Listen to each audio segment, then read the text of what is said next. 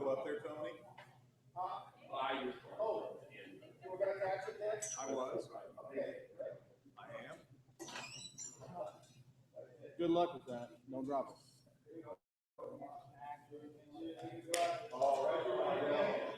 Now it's not going to work. Now it's not going to work.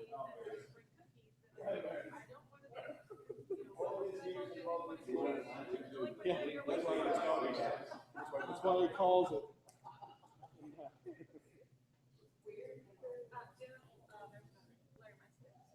Can I throw this away? Which one, the new one? Yeah, no. Oh, yeah.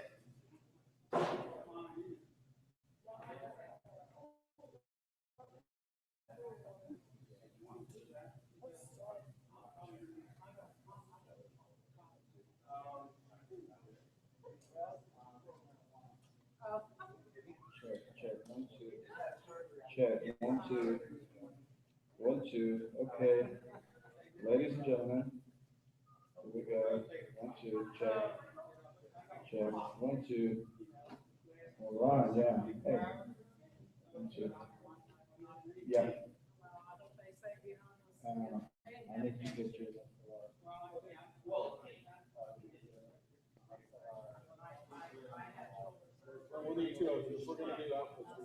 All righty, hello test.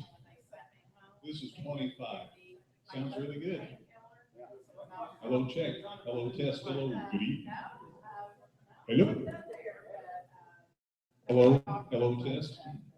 Hello test. Hello test. Hello test. Hello test. Hello test.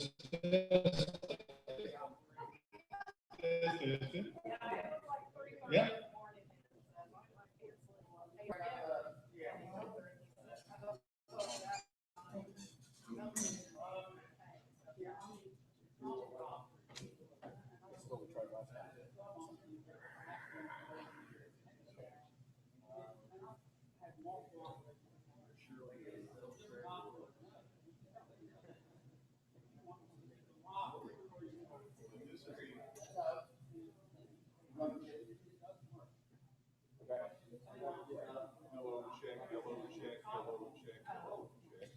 Test.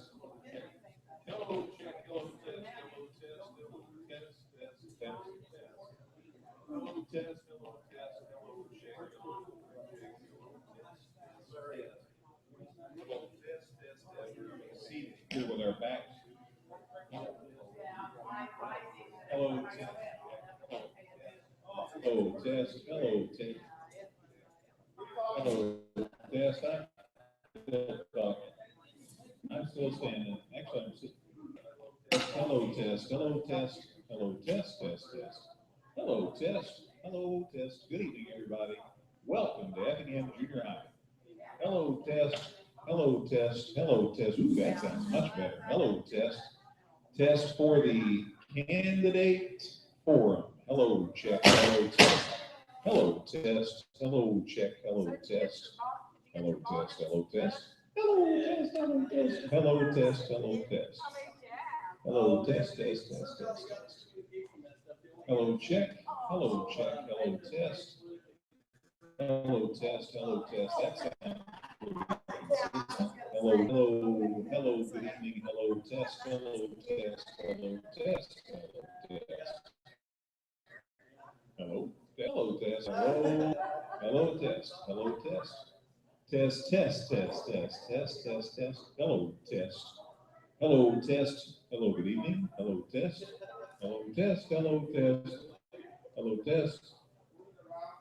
Hello, test. Hello, test. We're going to be passing it along. One back and forth. Hello, test. Hello, test. Back and forth and all around. And it sounds pretty consistent. It's not breaking up or anything. Hello, test.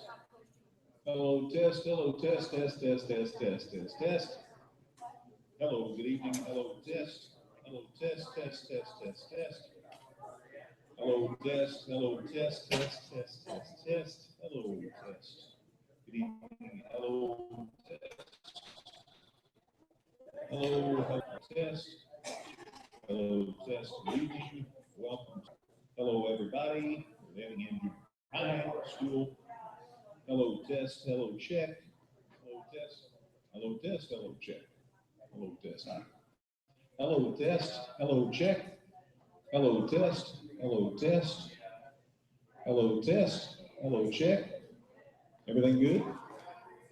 Okay, thanks, Tony.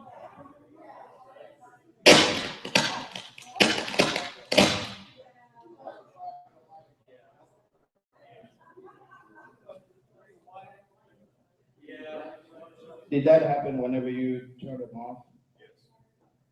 Okay.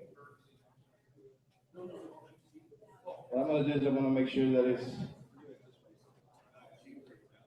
well, I muted you. Go ahead. All right, I just thought if we had it up, I'd try that again. Let's see. Let me know when you, shut it down here. Right now, it's on or off. Okay, here we go. Hello, check, hello, check, Yeah. hello, check. Yeah, we're good. Okay, Okay, so the deal is that when you turn it off, well, it shouldn't be off there, right? Once we start, it's gonna be on the whole time. correct. They're not gonna be messing with that. We'll make sure we know. Okay. Here's just an idea. I'm planning to have a backup like this laptop so they can grab this whole thing instead of putting it in a face. Does that make sense? Yes, it does. I will have a backup mic in every table. So if something goes wrong, just grab the backup. I am here, and it's gonna be ready to go. Very That good. good? All right. So do you want me to leave it on? No, take it, turn it off. I'm just gonna mute it here. Okay, thank you. You ready? Go and try your last channel. No, from the right channel.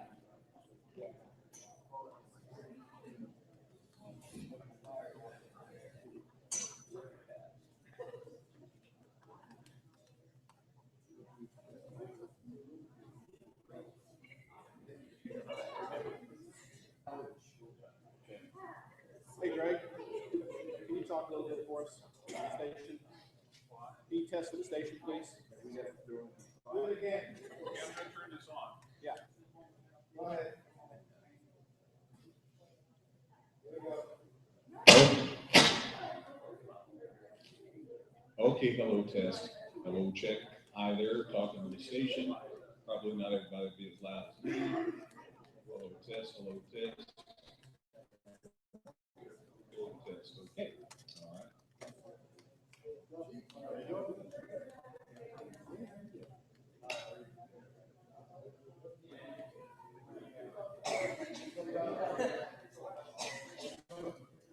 Hello, check, hello, test.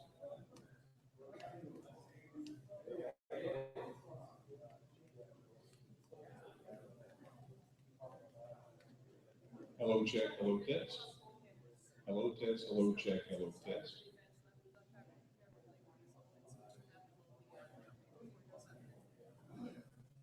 Oh, can you hear it over the 6? Right.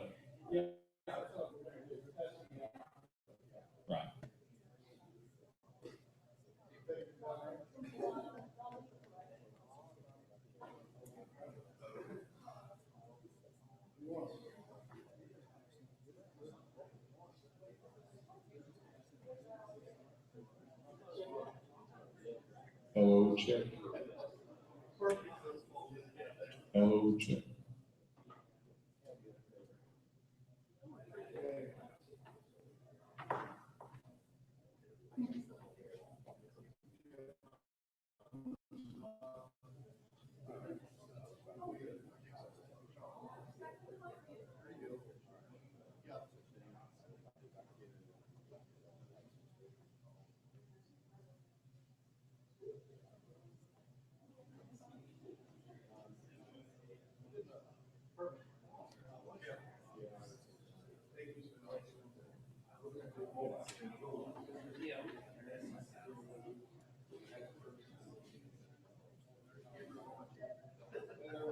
Tony, is this one down?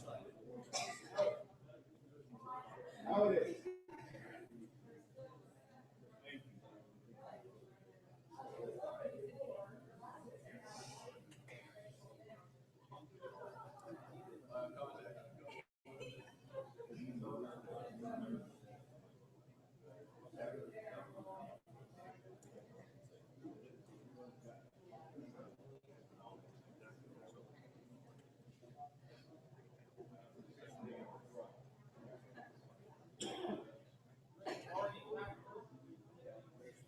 Well,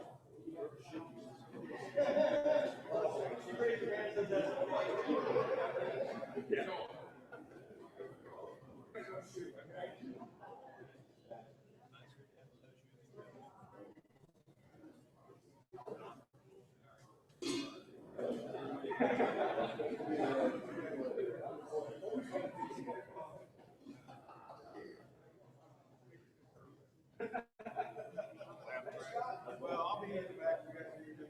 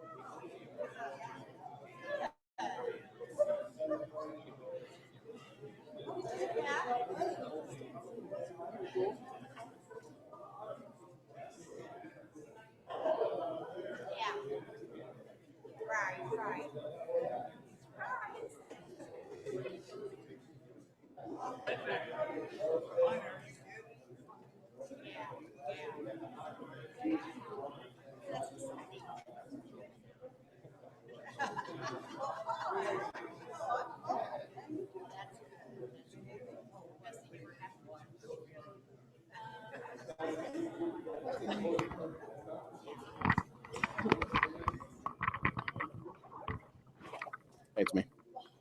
I'm sorry. Are you getting ready to do your forecast? Could you go on to the video, please?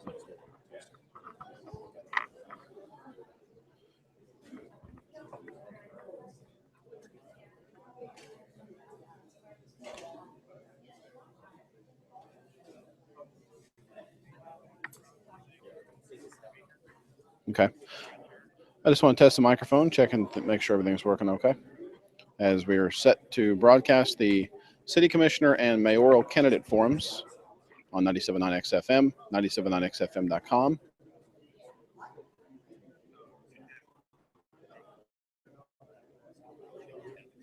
Yeah. That's fine.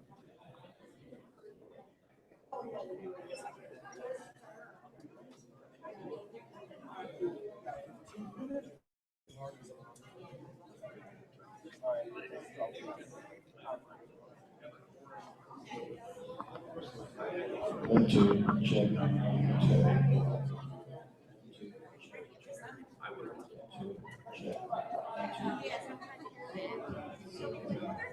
One, two, check. One, two, check, check. One, two, check.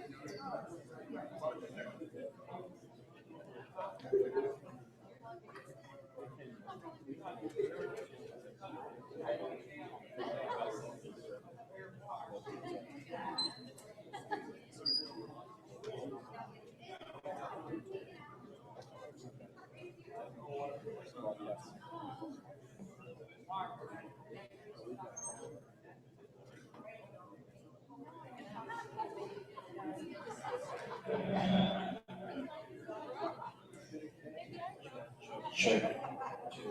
Check. One, two, check, check. One, two, check, check. One, two, check.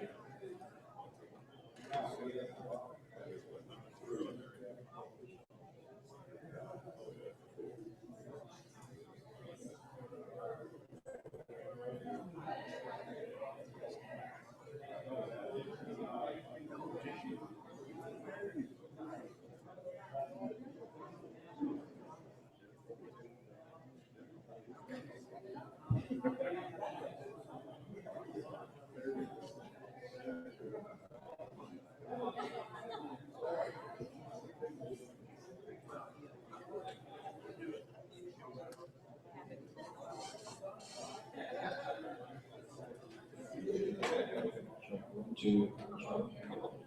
One, two, check, check. Check. One, two, check. Check. Check. Check. One, two, check.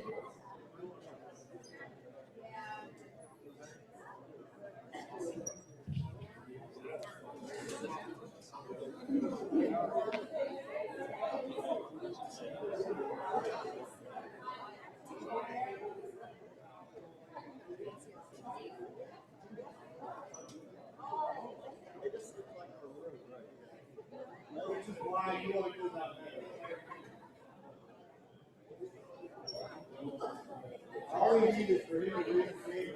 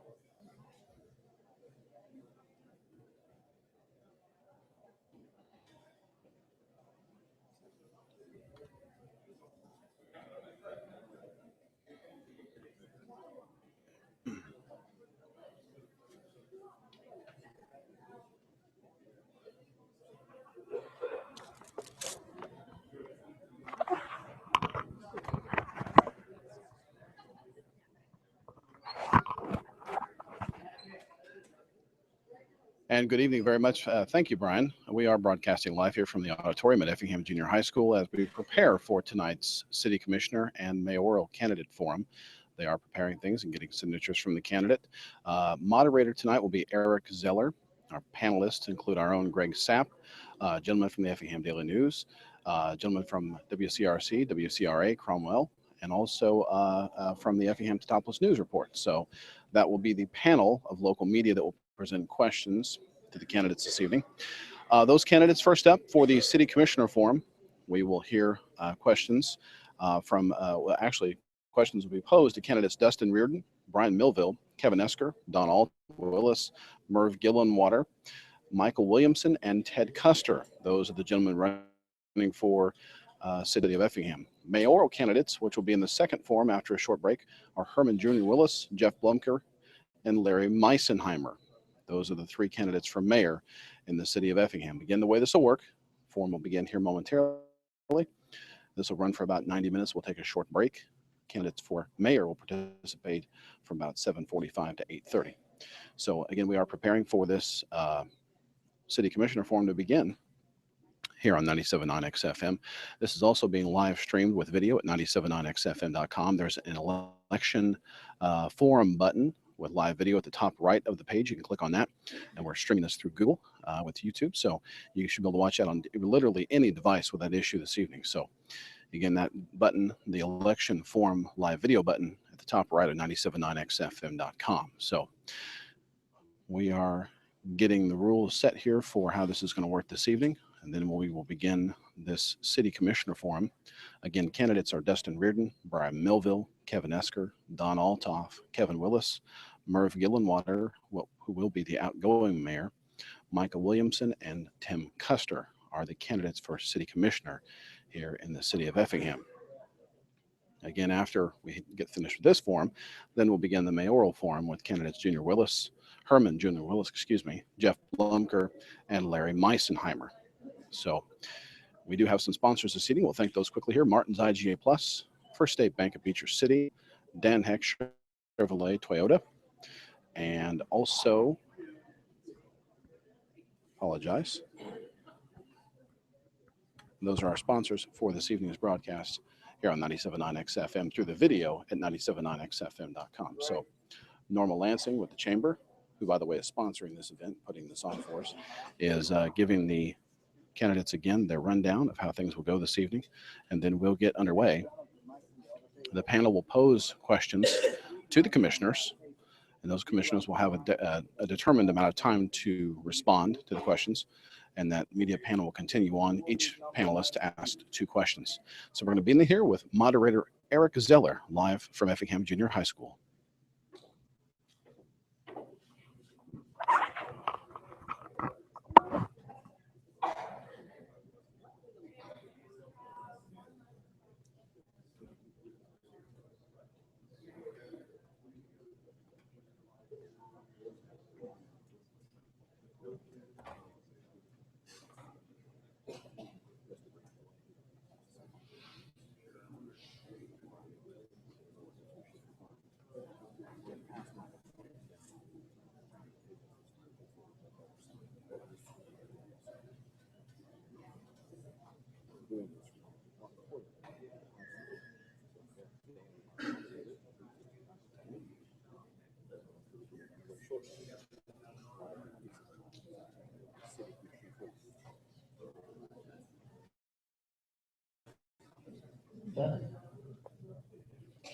Good evening.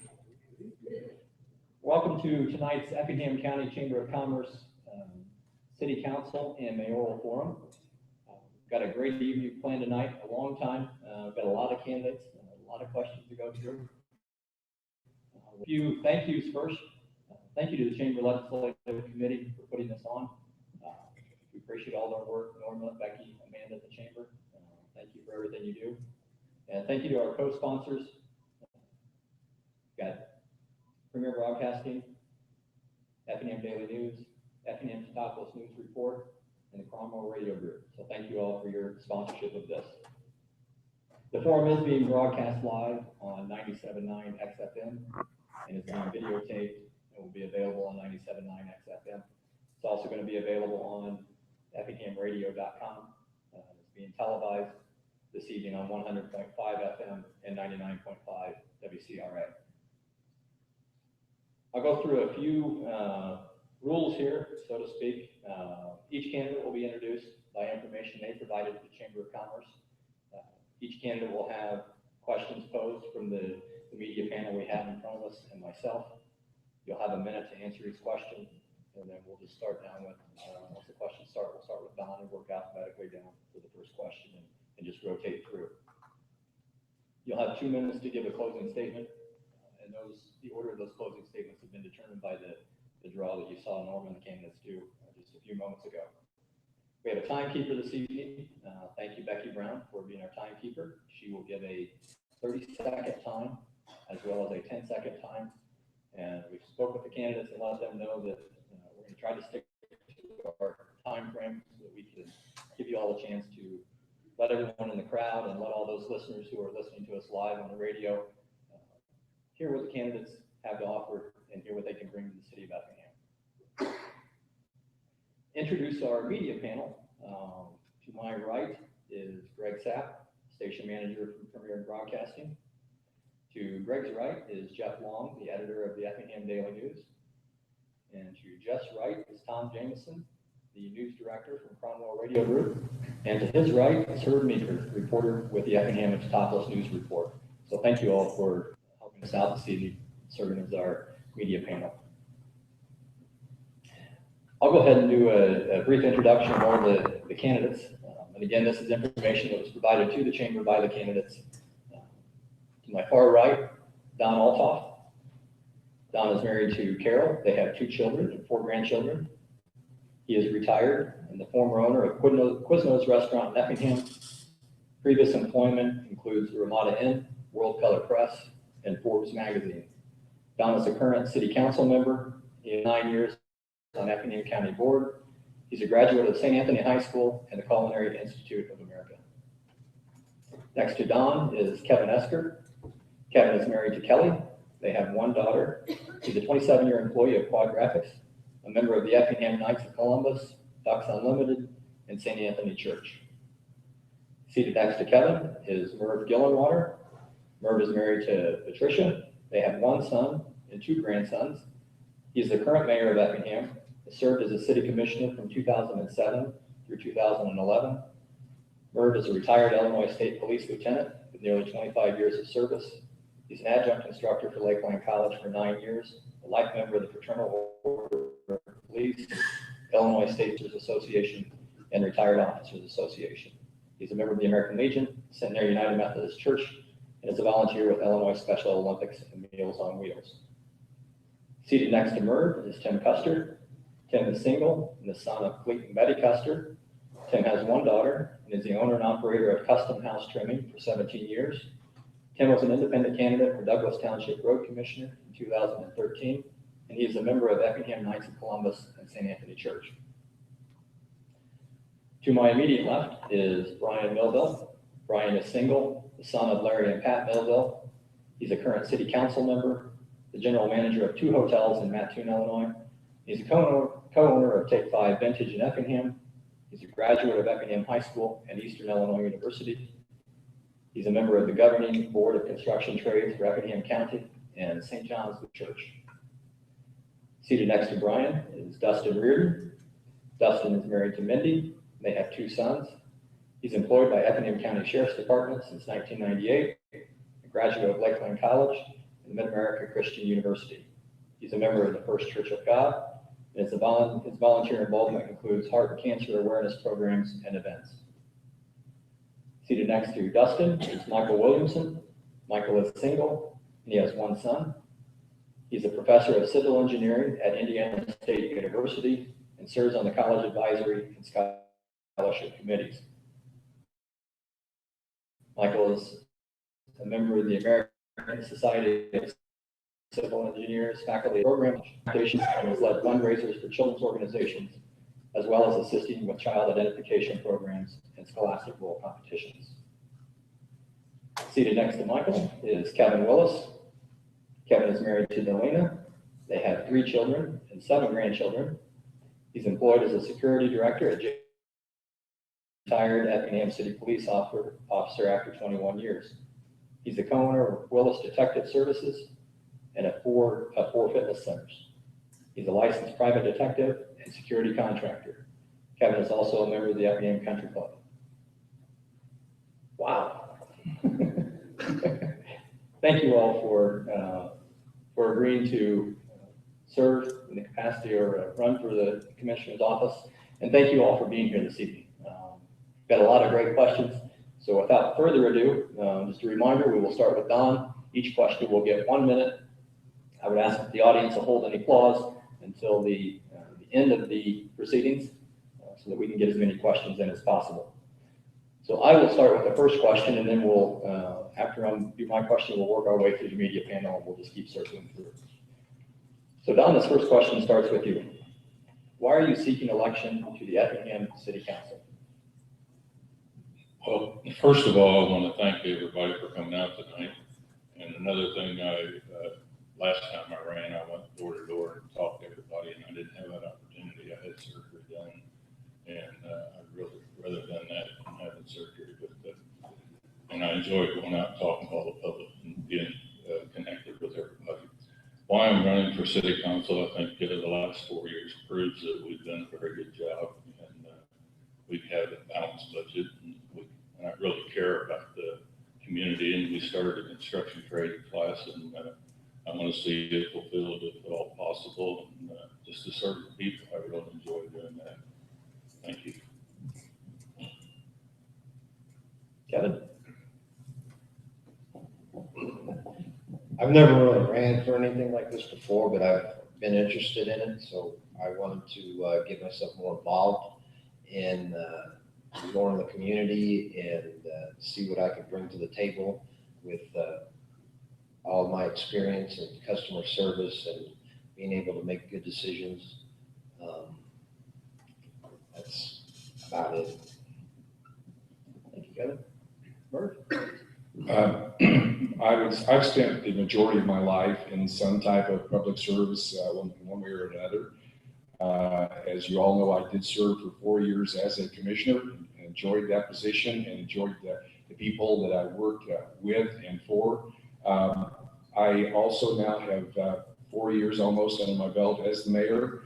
I have enjoyed that, and it's been very challenging, but also very fulfilling.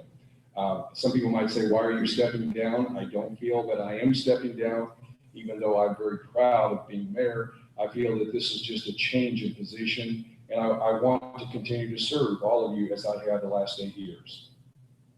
Thank you, Murph. Tim? Hi, this is Tim Kester. I want to run for city commissioner, just kind of want to get involved more in the community. I want to help those that are more interested in the city, see what's going on in the city, and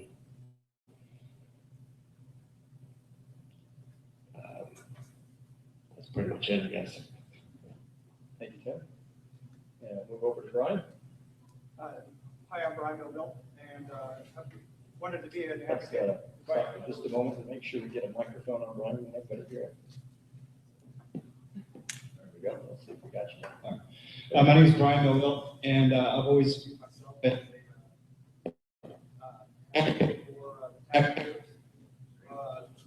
to go after limited government spending. Sorry,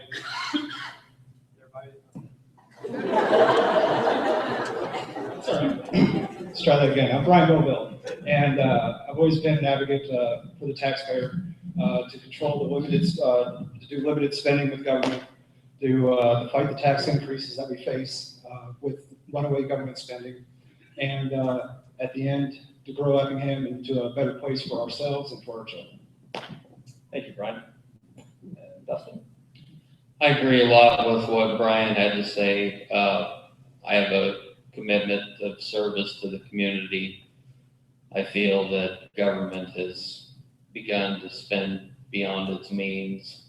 I kind of want to keep that in check. Also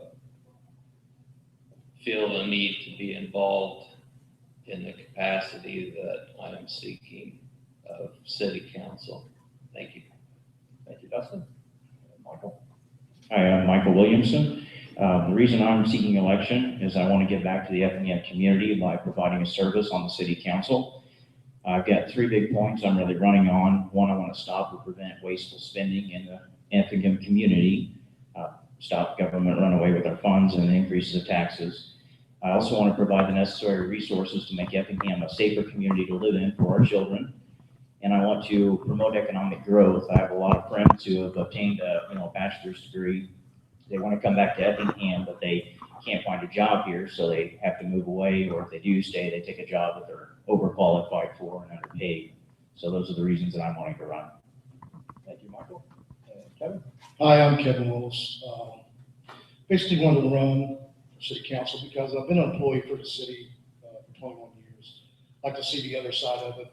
Obviously, when you're an employee, what you thought of the city council is not always the best on certain situations. So having that said, I'd like to see the other side of it. I believe I have the experience with budgeting, owning 4 fitness centers and some other businesses. So be responsible with the spending as far as the government goes. And again, just to continue the service. Thank you. Thank you, Kevin. Microphone back down here. You guys good with the microphone? Okay. Very good. Thank you all for your introductions, and we appreciate that. And this time, I'll turn the first question over to Herb Meeker from the Effingham Topless News Report. The question I have is on planning and zoning. Over the past became a source of friction in the city council. Do you believe the current zoning process is effective for Effingham, or does it need a makeover? If you feel it needs a makeover, what specific changes would you recommend?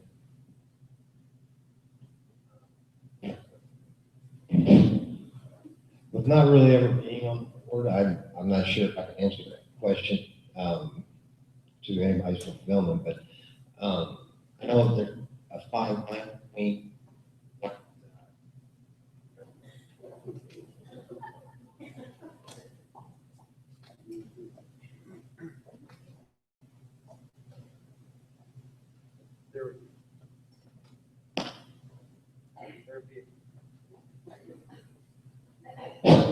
okay, there'd be a tough line to toe between the commission and the planning board, and then also the citizens that would be involved in the rezoning of it.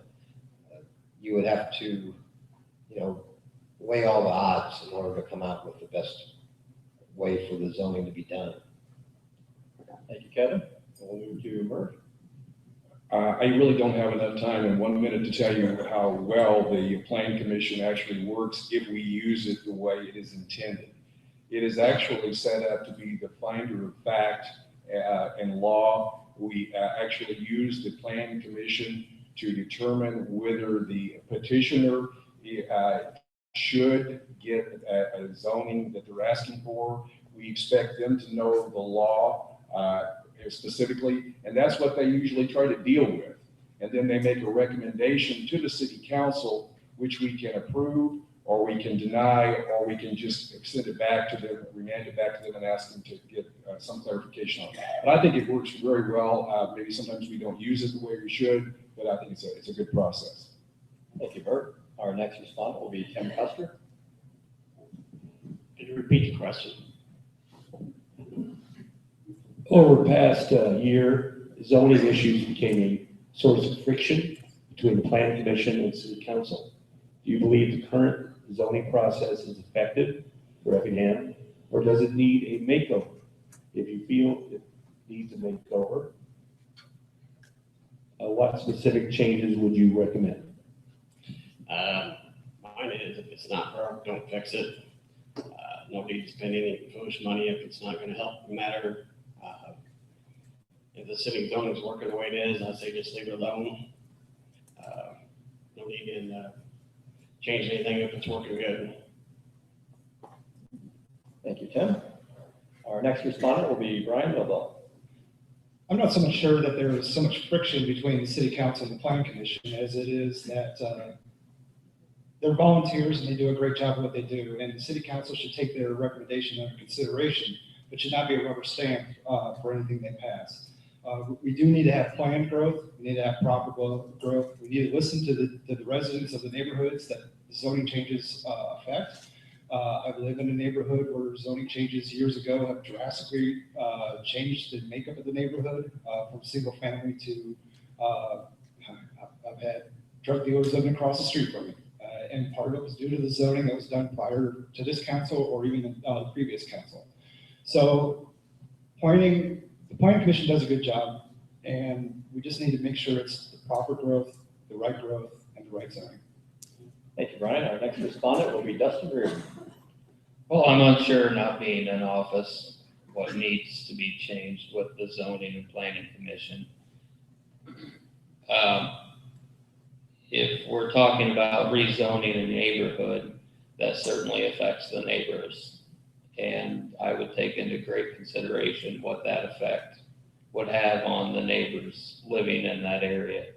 If we're talking about TIF district, the Northwest TIF district that just came up, I'm in favor of that. That benefits the merchant, it benefits the consumer. So the TIF district, adding that would be a great benefit to Effingham. Thank you, Dustin. And our next respondent will be Michael Williamson. Well, from the outside looking in, I think it's a pretty good process for now. So they're getting volunteers to give some input on if zoning should be changed in the city in different areas or not. I also live in an area where they changed to multifamily home and were able to put in some duplex apartments that we've had some kind of shady people living in. So I know there was a project they were looking at down by Hindlemeier Park recently that was shot down by the city council and zoning. I believe they decided against that as well. So I think it's a pretty good system. They can get the input of the citizens at those zoning meetings and then take recommendations onto the city council. And it sounds like they've been making pretty good decisions so far. Thank you, Michael. Our next respondent will be Kevin Willis. Michael kind of stole what I was going to talk about. My only experience with them was just recently when we had a developer wanted to develop some property down south of the town. And I'll tell you, they did a really, really, really good job of listening to the residents that showed up at the meetings, listened to everything that they had to say. It was about a 2-hour meeting. Went there twice, listened to it again, and actually the city council took the recommendations. So looking from the outside in, the planning commission or the planning board, as I see it, is doing its job. I think it's the council to take the recommendation and do their own investigation and make a decision from there. Thank you. Thank you, Kevin. And rounding out this question, Don Althoff will be our next respondent. Thank you. This planning commission, I think, does a very good job of researching what's going on and stuff and talking to the people who are the projects that are going on.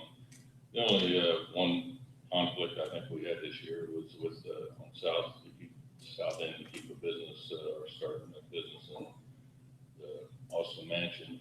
And my biggest concern there was, yeah, it's going to infect the neighborhood, but she was had it very well planned. And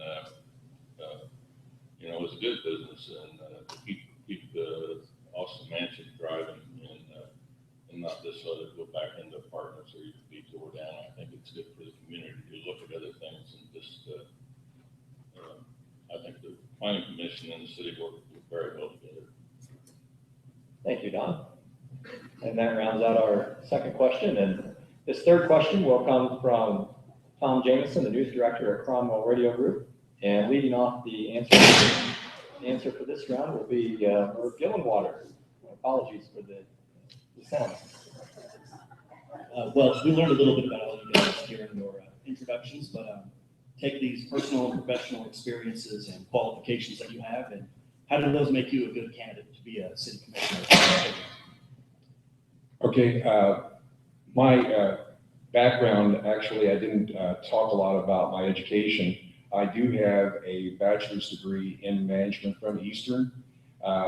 Having served as in my primary role as an investigator with the Illinois State Police, I did spend several years in the management positions of patrol commander, investigations commander. At one point, over 31 counties. I've had as many as 55 people working for me. I have worked with budgets. I've applied for grants. Of course, and now with my experience on the, both with as a commissioner and the mayor, I think that that has provided me with more the experience I need to do this job well. Thank you, Bert. Our next respondent will be Tim Custer. As a business owner in the past 17 years, I've been able to keep a balanced budget and I've been able to keep all my customers satisfied by having my jobs well done and done on time. And I enjoy working with the public and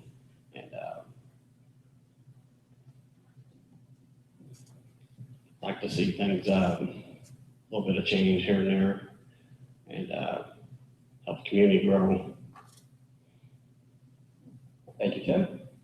Our next respondent will be Brian Melville. I think I'm qualified for the job. I spent a good 10 years going to city council meetings long before I decided to run for office. I think we've done a good job while we've been in office.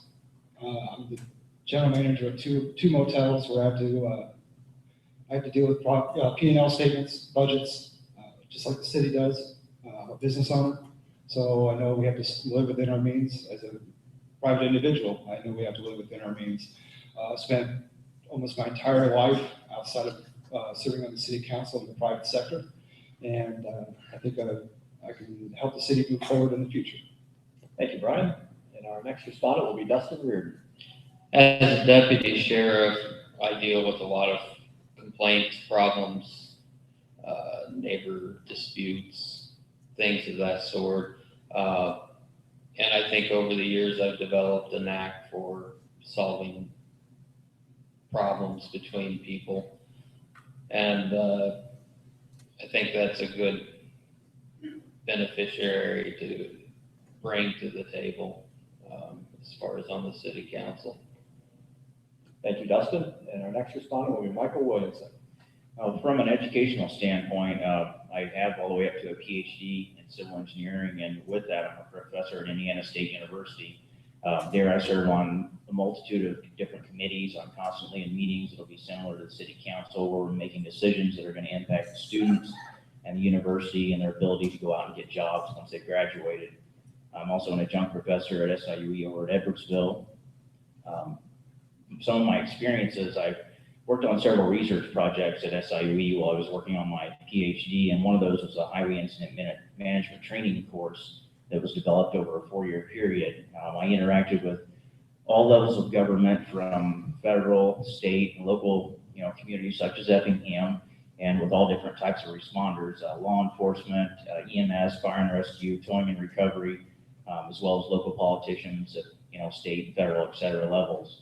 So I've got a lot of experience dealing with a lot of people and coming to a solution that was good for all of them at once. Thank you, Michael. And our next respondent will be Kevin Willis. Being the owner of 4 businesses, 4 fitness centers, dealing with a budget,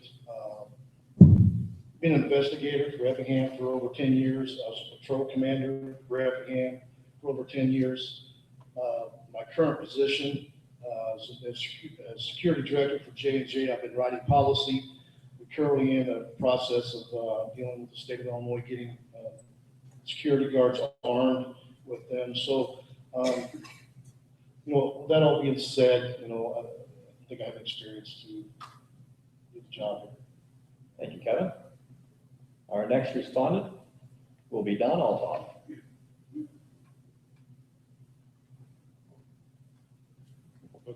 With my experience with being on the county board, and I had 34 years of volunteer firefighting for the city, and seeing really how the city worked in that aspect. And then I was president of Country Club for 2 years, and working for Ford Magazine as a publisher rep out in World Color for 19 years.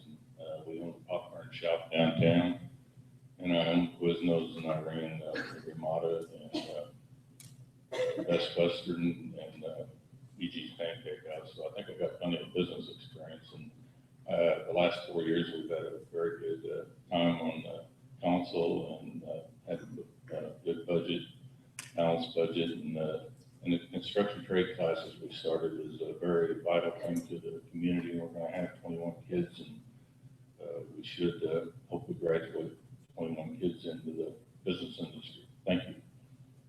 Thank you, Don. Our next respondent will be Kevin Esker. Could you repeat the question, please? Yeah, kind of just based on your personal and professional experiences, what does that give you as far as making you a good candidate for city commissioner? Well, I graduated from Eastern Illinois University with a degree in finance. I'm in a very tough industry of printing, which is getting tougher all the time with the internet. And I do help sales and negotiate contracts to try to find the best way to run work and still be able to make a profit in the tough industry. And I think that could also be reflected on into the city work as well as a city council member.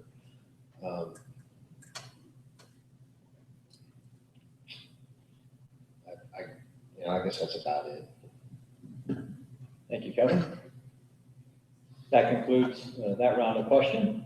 And this next question, the first respondent will be Tim Custer. And this question will come from Jeff Long, the editor of the Effingham Daily News. Jeff? Hello. Governor Rauner has proposed cutting in half the amount of state income tax that local governments get.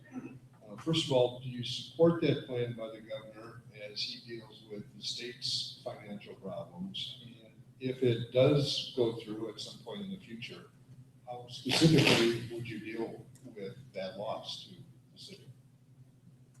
I'm kind of border on it. I'm yes and no on it. On some of the cuts, I don't agree on the cut back for the Medicare for the elder people. I want to cut that. And I see his point of trying to cut back to save money and stuff, but there's a leeway in there where you need to give and take a little bit.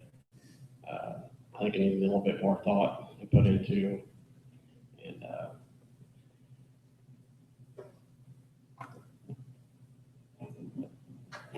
I guess that's about all I got to say on that. Thank you, Tim.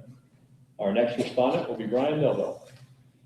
Rauner's cuts would be about a $600,000 hit to our general budget. It's not as bad as the 100% cut that Quinn proposed back in 2011, but it's still going to hurt if it goes through.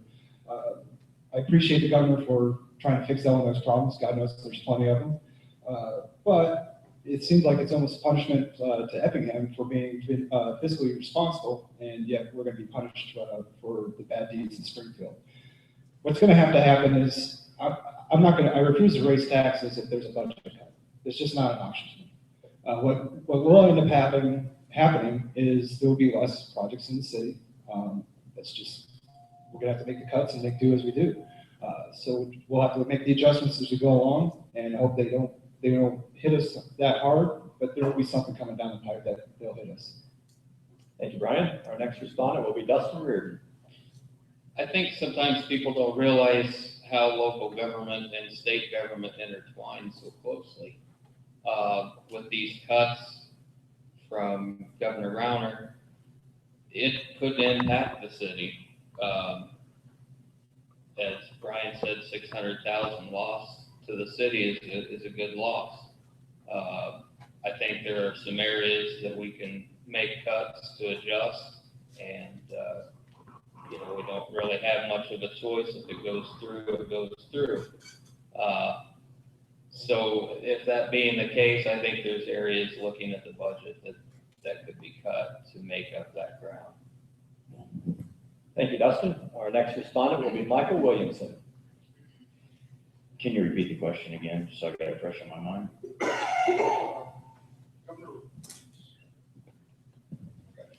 Governor Rauner has suggested cutting in half the amount of state income tax that local governments get.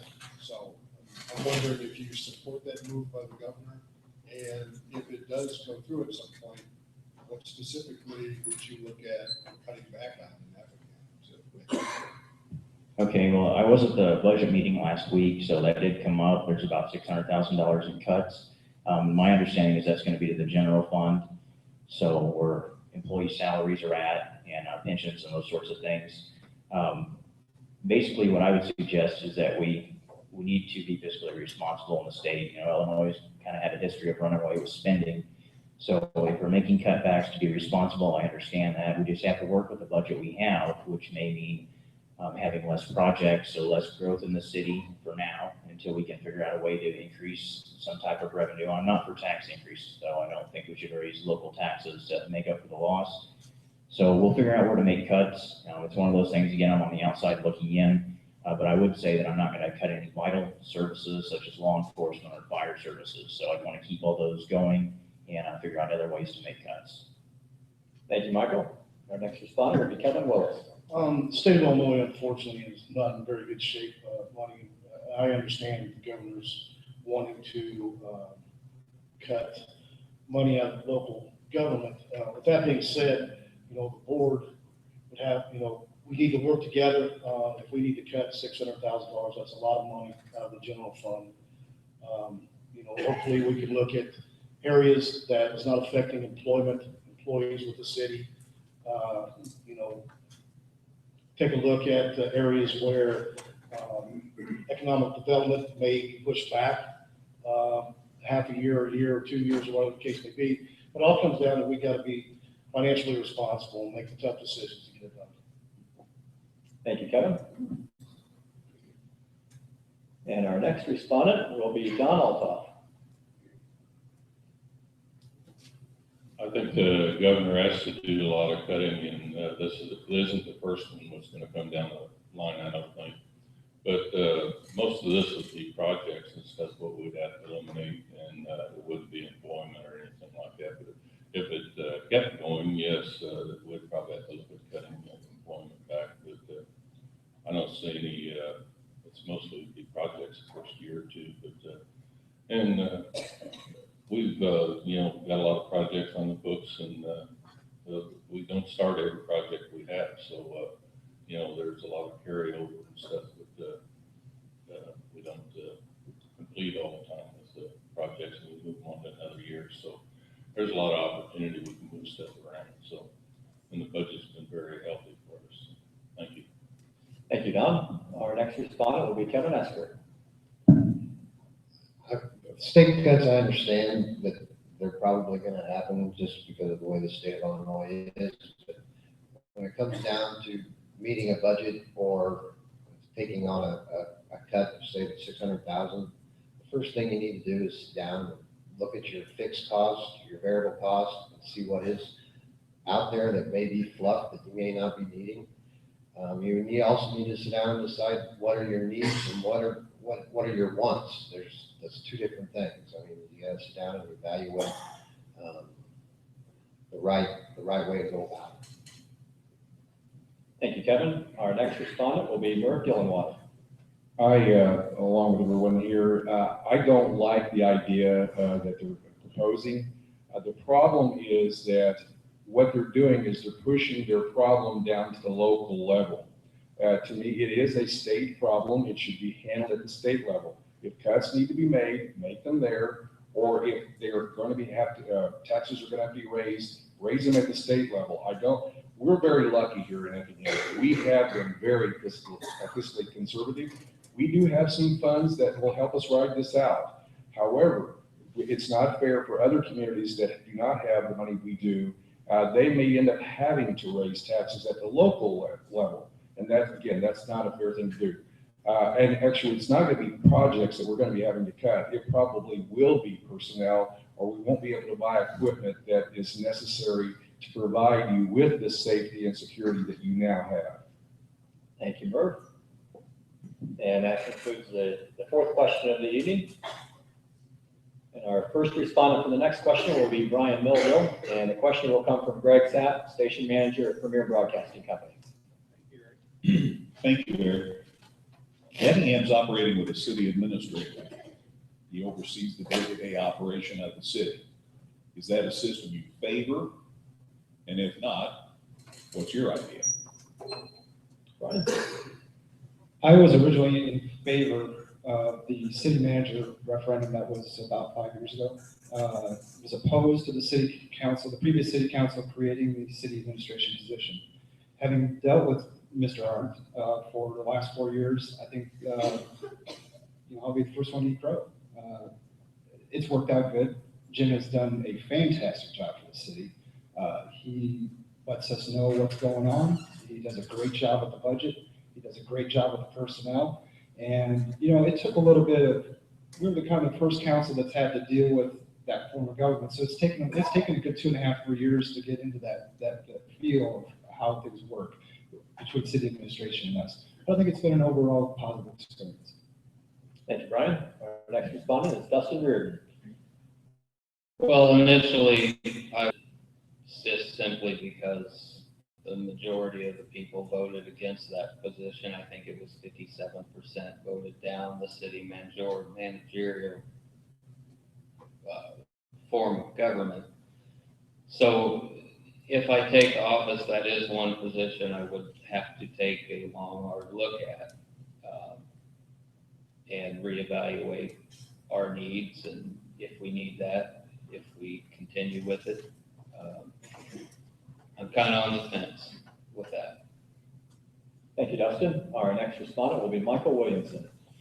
I like the current form of government we have. I think it's important to have the mayor and city council members to give public input and make decisions based on what the public wants through communication with those commissioners. That being said, I think Jim Arndt from the city council meetings I've attended, I think he does a really good job of managing the city overall. He kind of keeps things going, keeping it growing, keep economic development coming in. I think he works pretty hard at that. So I think he's paying for his position and being there. And if we were to just get rid of him, I think we would see a loss. Thank you, Michael. Our next respondent, Kevin Willis. I think it's a position that we need. It would be hard for the mayor and the council to do what needs to be done to run the city on a volunteer basis, or not a volunteer, but part-time basis, being that we all have other jobs. I think that Jim has done a good job. I was on the board at the Effingham Country Club, and it would have been real hard for a board member to do what department heads do. And that's bring the information back to the council and let the council make the decisions off of that. So, yes, I think it's a good idea. Thank you, Kevin. And our next respondent will be Don Alton. I think our farm of government works very well. I think Jim does a very good job informing the council what's going on and keep us very well informed. And he keeps working with all the city employees real well on a daily basis. And we have very little problems with, and everything's moving real well. We took the sewer department, the street department, water department. Everybody works. If we have a problem, everybody jumps in on the problem. And that's changed from the individual. Each council member had their own little department before, and this really works well. We've got 22 positions out, I think 8 years ago, and the city's really worked very well since then. So I'm very proud of what's going on. Thank you, Don. Our next respondent will be Kevin Hess. Without ever being more, but I've been to several meetings, and the only information that I can come from is from my experience at the meetings, as well as I've talked to several city employees, and they all say that Jim does a good job, and that it is a good position, and it should more or less stay that way. So I agree with you. Thank you, Kevin. Our next respondent will be Merv Gillenwater. I was on the council that made the decision to hire a city administrator. By the way, we voted against having a city manager, not a city administrator. So I want to clarify that. I actually also was the only person that did not vote to hire Jim, and I will be the first person to acknowledge the fact I was absolutely wrong. He has been an excellent asset to this city. He brings in a professionalism that we need. He brings in a consistency. Like right now, we're going to be changing mayors. It's really not going to affect the city as much as it did in the past. He also, now we have continuity of the different departments, where when we had each department responsible to one commissioner, sometimes they weren't treated equally. So I can't say enough about our system and our administrator. Thank you. Our next respondent will be Tim Custer. I agree. I think we need someone like Jim on to take care of stuff and inform everyone, keep everything going. I think he does a good job keeping everything going. I think it'd be hard on Effingham if we didn't have someone like that. I think we'd be in a mess. So I think as far as it goes, I'd say yes, keep him on. Tim, and that concludes that round of questioning. And our first respondent for the next question will be Dustin Reardon, and I will bring you this question. Governor Rauner has proposed right-to-work zones, which would give local voters the power to decide if workers should be required to pay association dues or join a union. These rights would apply to county, municipality, school district, or other units of local government. If this issue came before the city council, how would you respond? Dustin? I would agree with Governor Rauner on the issue of right to work zones. I wouldn't have any problem if that was presented to us and brought into the city level. Thank you, Dustin. Michael Williamson?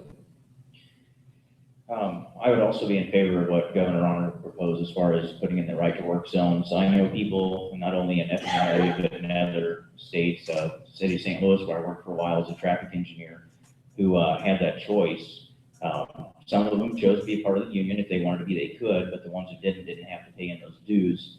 I will say that on projects that I've been around in transportation engineering, if it's union ran, then it usually increases the cost by about 30%. So if you're looking at a multi-million-dollar project, you're looking at a much higher cost to the city. So having a right to work zone around, I think would make things more fair and would keep people from having to pay into a union if they don't want to. Thank you, Michael. Our next respondent will be Kevin Willis. Being a union member for most of my adult life with World Color first, and then with the city police department, I kind of understand, where unions are coming from, the safety and the things, the higher pay, all that stuff is good, I believe. Right to Work, I think, is a good organization, a good way of doing things. Again, like Mike said, you get the opportunity to either join it or not. The only downfall I do see is the cost of some projects is going to be higher because of that. But again, it's the right to work, and I think it's a good thing. Thank you, Kevin. And our next respondent will be Don Altoff. I think right to work would be a great thing. I think the state needs to move forward, and we need to keep more jobs here locally and help the construction business have a better bidding process on the projects and stuff. And I just think it's a great thing. It's a good step forward. Thank you. Thank you, Don. Next respondent will be Kevin Esker. In my opinion, right to work or union, either way, as long as they're competitive. I mean, there's a lot of, the way to do it is to, try to get the best deal. And if employees have their choice of what they want to do, then, that's the way it should be. Thank you, Kevin. And our next respondent will be Bert Gillenwater. This is another one of those issues that I believe would be best answered at the state level. Governor Rauner has talked about how Illinois is not competitive with other states. I agree. The problem is if we have zones, Mattoon might vote to have one. The citizens of Effingham could vote not to. Therefore, we would be, when we're trying to compete to get businesses in, we would be at an unfair advantage. So I think, again, this should be done at the state level so that it makes it more fair throughout the state and not let one community decide. And I'm usually for communities being able to decide things for themselves. But this is one of those that I think would make it actually tougher for some communities. Thank you, Merv. And our next respondent will be Tim Custer. I agree a lot with Merv. I believe it should be held up to the state because there is going to be too much competition between towns. I think it's just going to cause confusion and cause a lot of mayhem. I think just let the state take care of it and let them deal with matters like that. I think if you look at the city, it's just going to be more hectic. And I mean, I want to work out there, but I think it's best just leave it for the state. Thank you, Tim. And our final respondent on that question will be Brian Milton. Right to work zones is a kind of novel idea by Governor Ronner.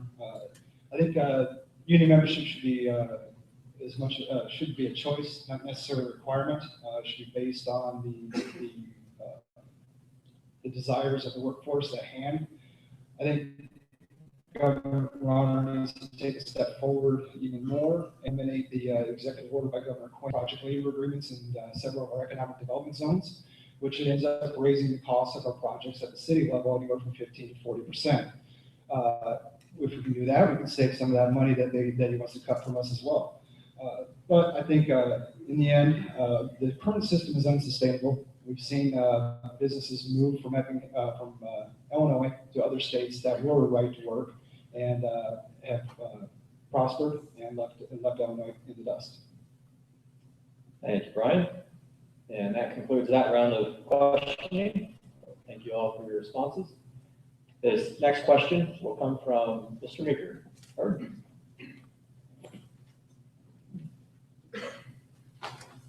How will you balance your decision on any issue before the city council between conflicting constituent concerns? Our first respondent for that question will be Michael Williamson. Well, I, of course, want to consider the input from all parties involved. If we're talking about, say, a corporation in the city and maybe state level or city level issues, I'd want to take a look at what the local policies are, or any laws that would be affecting that, how it can benefit the community and the citizens. And then I'd also want to take into consideration citizen input or any employees, anybody that may be involved and affected by whatever decision was being made. Thank you, Michael. Our next respondent, Kevin Willis. I'm sorry, can you repeat it, please? How will you balance your decision on any issue before the city council between conflicting constituent concerns? I believe you got to educate yourself on what the issue is. If you don't know, ask somebody that is well versed in whatever issue it may be. I think you got to take the good with the bad. Sometimes you have to make decisions that your constituents don't agree with. So that being said, I think again you just got to educate yourself on the issue and make the best decision you can possibly make. Thank you, Kevin. Our next respondent to this question will be Don Altoff. I think you gotta weigh each situation and feel comfortable with it and talk to your constituents about what's going on. And if you have, I try to see the long term of each project we're working on and what the long term effective it is.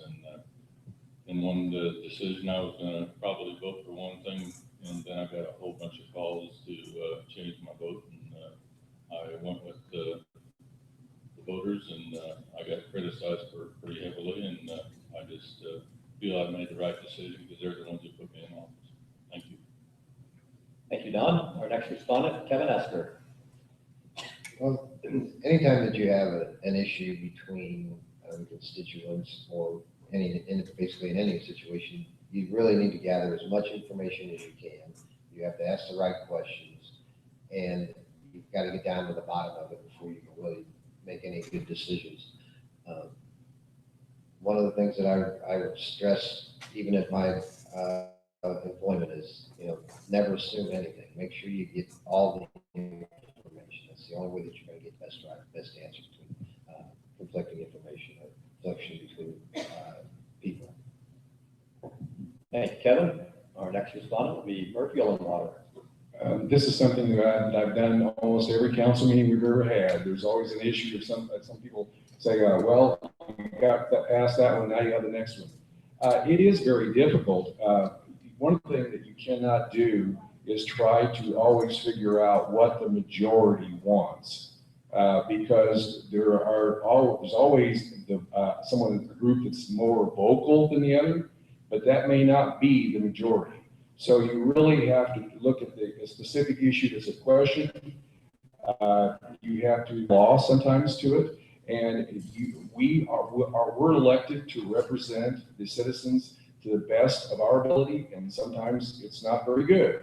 But I think that sometimes we have to make those tough decisions and try to do the right thing for the right reason. Thank you, Murph. Respondent Tim Custer. I agree with a lot of people said before.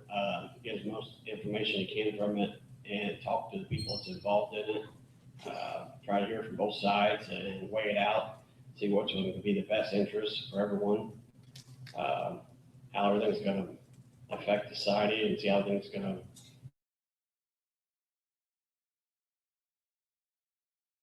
Thank you, Tim. Next respondent, Brian Melville. I think first you have to research the issue. Of course, you need to know both sides of the argument, make a decision from there. I think an example of going against the grain in a sort of way, was the Austin Mansion. I went against my neighbors. My neighbors were opposed to the Austin Mansion being used by a local business, and I weighed the options. And ultimately, you got to decide what's best for Effingham. That's what we're elected to do. And the majority of us felt that the use of the Austin Mansion in that manner was the best for Effingham, and we voted to go that direction. Thank you, Brian. Our next respondent will be Dustin Reardon. I feel you've got to find a way to see what the majority wants.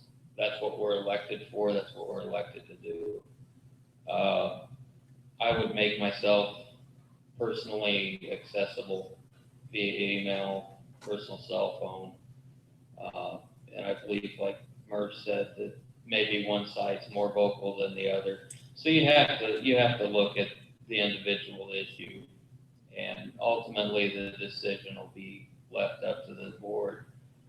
But you've got to stick with what the majority wants. Thank you, Dustin. And that concludes that round of questioning. And our next question will be led, the first respondent will be Kevin Willis, and that question is coming to us from Tom Jamieson.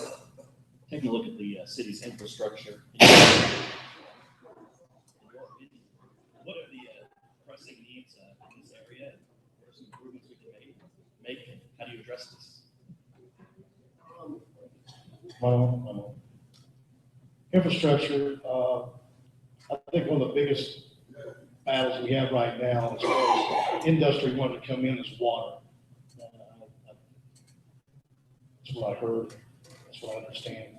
Of course, all infrastructure, the roads, the sewer, everything to get, infrastructure to, I think we're talking about industry here, some kind of a business, factory, whatever. Good question about how do we do it. I think that you, again, like we spoke a while ago, that you have to get people in to educate you on procedures or ways to get water, either by buying it or creating another reserve someplace. I believe that's what we have to do for infrastructure to go on. Thank you, Kevin. Our next respondent will be Don Altoff.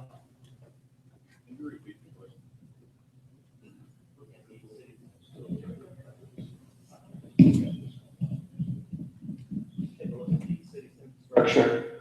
Oh, there we go. Take a look at the city's infrastructure. What are some areas of improvement we could have, and what is your thoughts on making those improvements? What areas? As far as infrastructure, yeah, what are some changes we could make?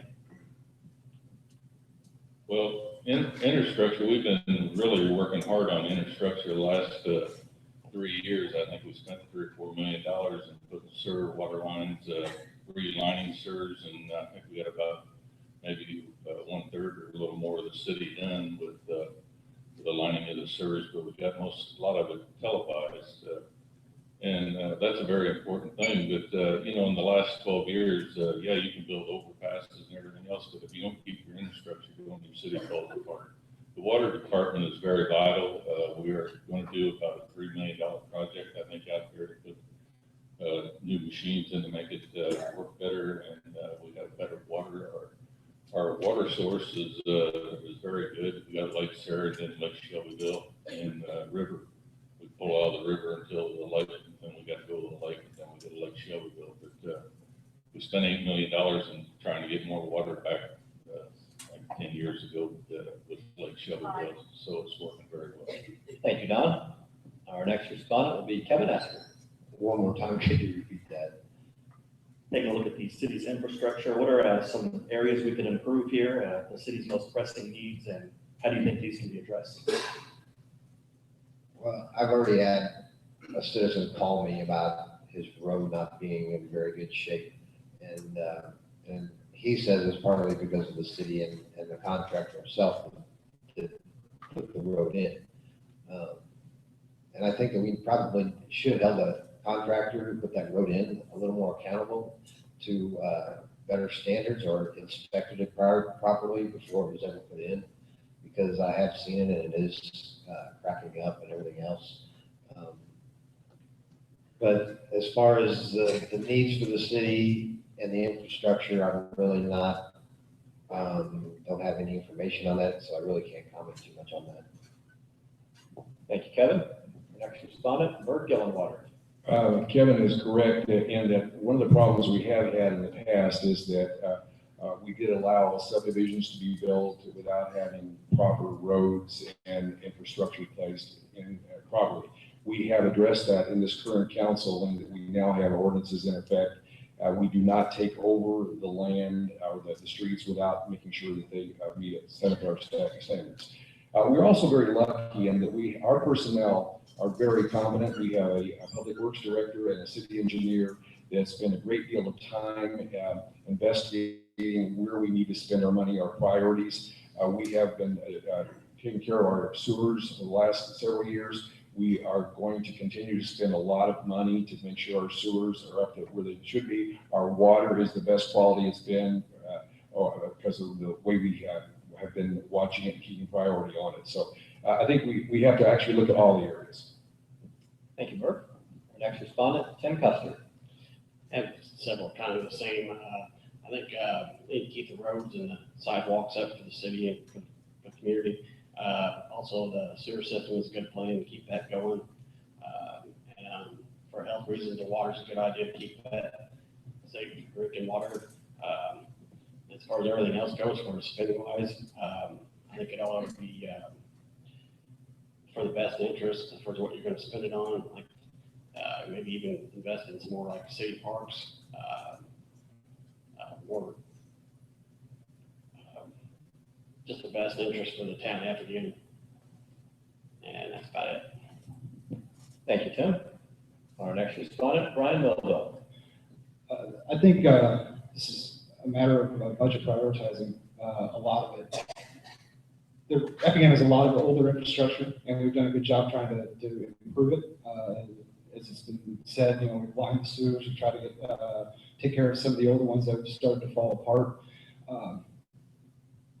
But it also, like I said, it takes budget prioritizing. We can't continue to spend money on long-term commitments, subsidizing projects that haven't been one of our favorites. We have to commit that money to improving the infrastructure because it ties directly to economic development. And that's under the city and above the city. So we need to reapply for the CTEP grant to try to get bypass, to connect our parks together and make our community a better living community. Thank you, Brian. Our next respondent, Dustin Reardon. Infrastructure to me seems like something that goes overlooked. It's not a very hot topic, it doesn't seem.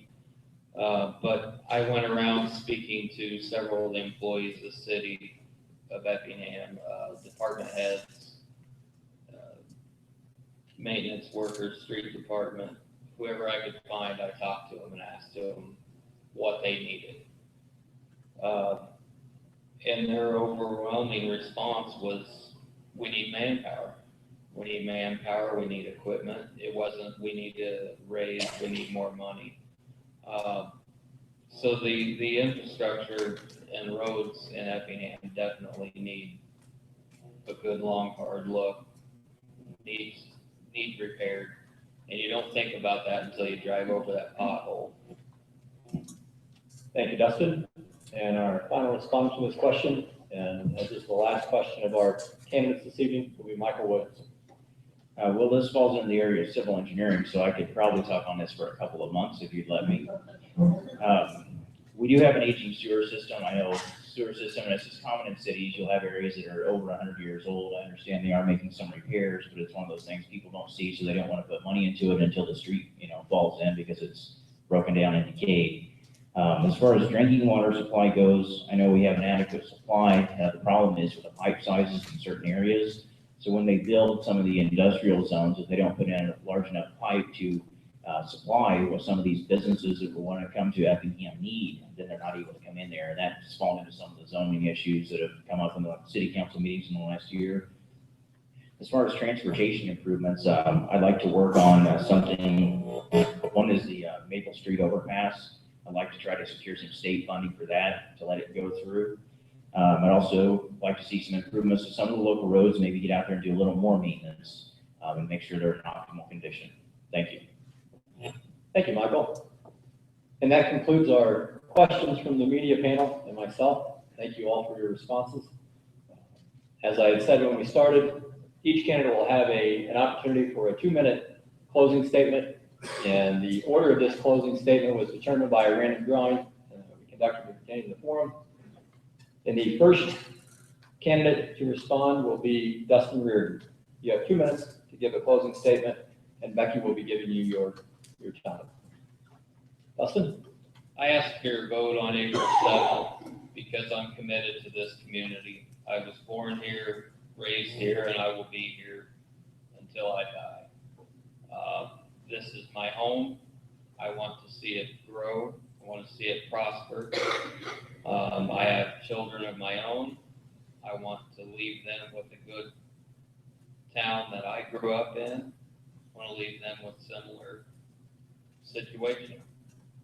I want to see Effingham grow and prosper, but it's got to be done carefully, and we've got to watch some of our spending.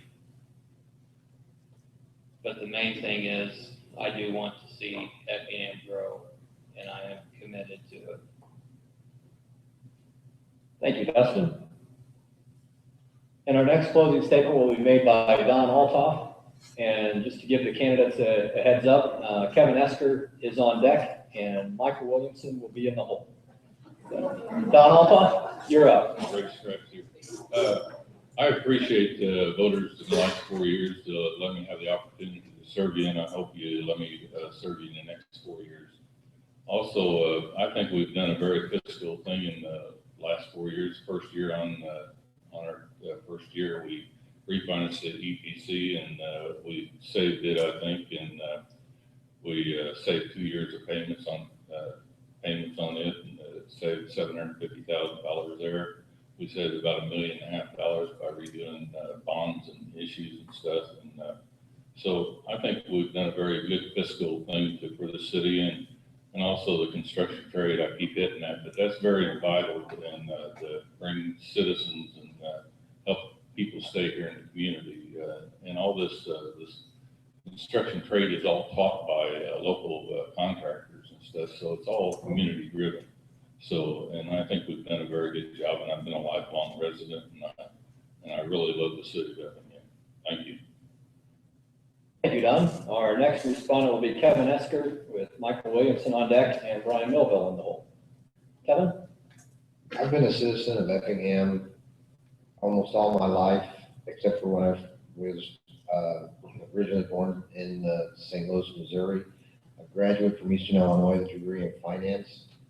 I'm a customer service manager for 15 years, at Quad Graphics, known now, or formerly Petty Company. I've been there 29 years. I plan on staying here. My parents, Frank and Betty Esther, moved back to Effingham from St. Louis in the late 60s with just to raise their children, their 5 children in Effingham. And I'm thankful that they did. I probably couldn't imagine being growing up anywhere else.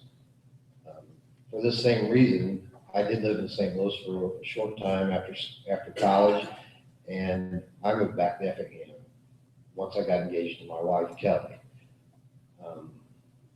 I think Effingham is a great community to raise a family, and I want to keep this tradition going. I think it also should be one of the main selling points for Effingham for attracting new business, as well as the growth of Effingham. I do have 30 years of experience in customer service. I'm a good listener. I'm not afraid to ask questions. One of the biggest mistakes you can make in negotiations or making decisions is to assume something. You've got to get down to the bottom of it. I encourage the citizens of Effingham to make a special effort to get out and vote for me next week. This is not a federal election. It's not a state election. It's an election to determine who's going to be making the decisions in Effingham, your city. Thank you, Kevin. Our next respondent for the 2-minute closing statement will be from Michael Williamson, with Brian Melville on deck and Tim Custer in the hall. Michael? Okay, well, I appreciate everyone coming out tonight, and of course, I appreciate your vote on April 7th, so put me in as a commissioner for the city of Effingham. I'd like to close by talking about some points that didn't come up, but I know have been kind of hot topics in the community over the last year or two. One of the first ones is medical marijuana. Just so everybody knows, I'd be against that. I think it would bring out a bad element to town and possibly create kind of a black market for that drug within our community, or increase the one that's already here. So I don't want to see that. I'm against it. I think most of the Christian-based voters out well. Another thing that hasn't come up this evening is the sports complex. While I think it's a good opportunity for the community, we're going to generate some more revenue by attracting people in here. We're going to be staying in hotels, shopping, eating in our restaurants. I also think that should be self-supportive somehow. So it's going to have to be well managed from day one, be able to coordinate events and get, pay for itself. I don't think it should be on the taxpayers' back. I don't want to see taxes go up at the park district or through the city somehow, and then give money to support the sports complex. In response again to the budget cuts, I'm not going to cut any vital services, and cutting employees would be kind of my last option if I'm a commissioner. I think there's other places we'd be able to make the cuts. And I think everybody at the city's doing a great job right now. So not cutting, we just need to spend less and not cut personnel. As far as the economy goes, I'd really like to focus on, and I do this at the university too, in placing students, finding optimal places for them to go, businesses to connect them with. So I think I'd be really good at attracting higher paying jobs for our skilled workers, so they're not stuck making, $10 an hour. They can have a decent life, and also attracting some jobs here for people who have educations that want to stay in the Effingham community. So if you go out and get a bachelor's or a master's degree, you have a job opportunity here and be able to stay, and that way we're not constantly losing our children when they grow up and go off to college. Well, thank you. Thank you, Michael. Our next closing statement will be coming from Brian Melville, with Tim Custer on deck and Kevin Willis in the hole. Brian? I'd first like to thank the voters for being here tonight, and the voters listening at home, and thank you to the media and the chamber and everyone that helped organize this forum. I'm eternally grateful for the opportunity the voters have given me to serve them on the city council the last 4 years. I've tried my best to represent you and protect the taxpayers from the burdens government far too often passes on to them. My experience as a business owner and general manager of two hotels has provided me the skills to help manage a budget in the past, now, and hopefully in the future. I don't expect you to agree with every vote I've cast or every decision the city has made. I do know that through our efforts, the city is more open to public participation at the city council meetings. The city website is more transparent so that anyone can view the last 5 years of budgets, payrolls, or city capital improvement plans. And the city is investing in our future workforce by creating the construction trades of Effingham County. Furthermore, Effingham enjoys one of the lowest unemployment rates in the region. We have kept taxes at some of the lowest levels in the state. We've passed 4 consecutive balanced budgets, kept our debt to a minimum, and Effingham has become an example that other cities and businesses look to for positive and successful economic development. But there's more to be done in the future. We need to address our housing problems to prevent Effingham from becoming a donut hole city like Decatur. We need to continue to invest in our future workforce, and we need to remain diligent with the budget, considering our city's infrastructure needs and any other large projects or purchases in the near future. I'm asking for your support and your vote during the election on April 7th. I thank you for allowing me to serve you the last 4 years, and I hope you will allow me to serve you in the future. I'm Brian Melville, candidate for Effingham City Commissioner, and I appreciate your vote. Thank you. God bless. Thank you, Brian. And our next closing statement will come from Tim Custer, with Kevin Willis on the left, and Merv Gillenwater from the whole. Tim? Tim Custer, I was born and raised in Effingham. I think Effingham is a great town to raise your kids in. It's a wonderful community. Everyone's supportive. I'm active in KC Halls. I'm working bingo, volunteering. I go to St. Anthony Church. I like to get more involved in the community, find out what's going on, keep things up.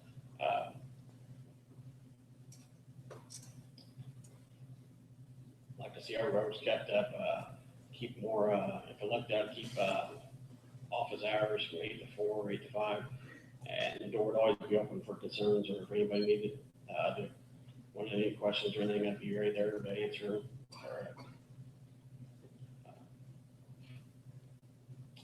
Wraps things up for me. Thank you, Tim. And I'll bring the mic down here to Kevin Willis. And Kevin will give us the 2-minute closing statement, and then Merv will finish up for us. This will be short, so Merv's got more time. Again, I want to thank everybody for coming out. I promise to do my best to educate myself on every issue that the city has in front of it, and do my best to make the best decision for Effingham. That being said, I appreciate your vote April 2nd. Thank you. Thank you, Kevin. He yields the balance of his time to Merv. All right. Merv Gillenwater, 2 minutes. First of all, I want to thank the Chamber and the news media for sponsoring this event tonight. And I want to thank all of you for taking your time to come out and listen to what we have to say. I think this is something that is very important to our community. You are at least showing an interest in who's going to be running your city, and I appreciate that. I'm in kind of a unique position sitting here tonight. I think I'm the only person who has ever been a city commissioner, then the mayor, and now running for a commissioner again. I decided not to run for mayor, but it was a very tough decision to make. I found this position to be very rewarding and fulfilling. However, the position as mayor takes a lot of my time and commitment. I think you as the citizens deserve that time and commitment, and I've tried to give you what you deserve.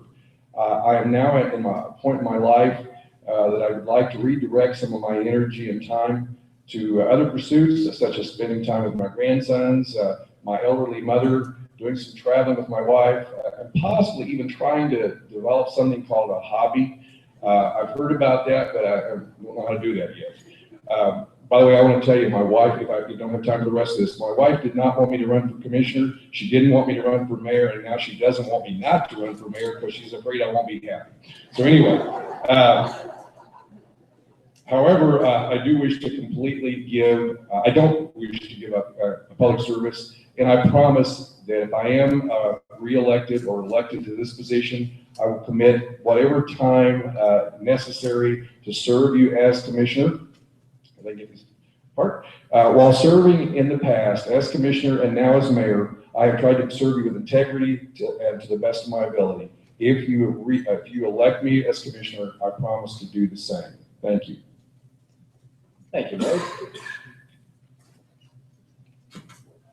And that concludes our Effingham City Council candidate forum.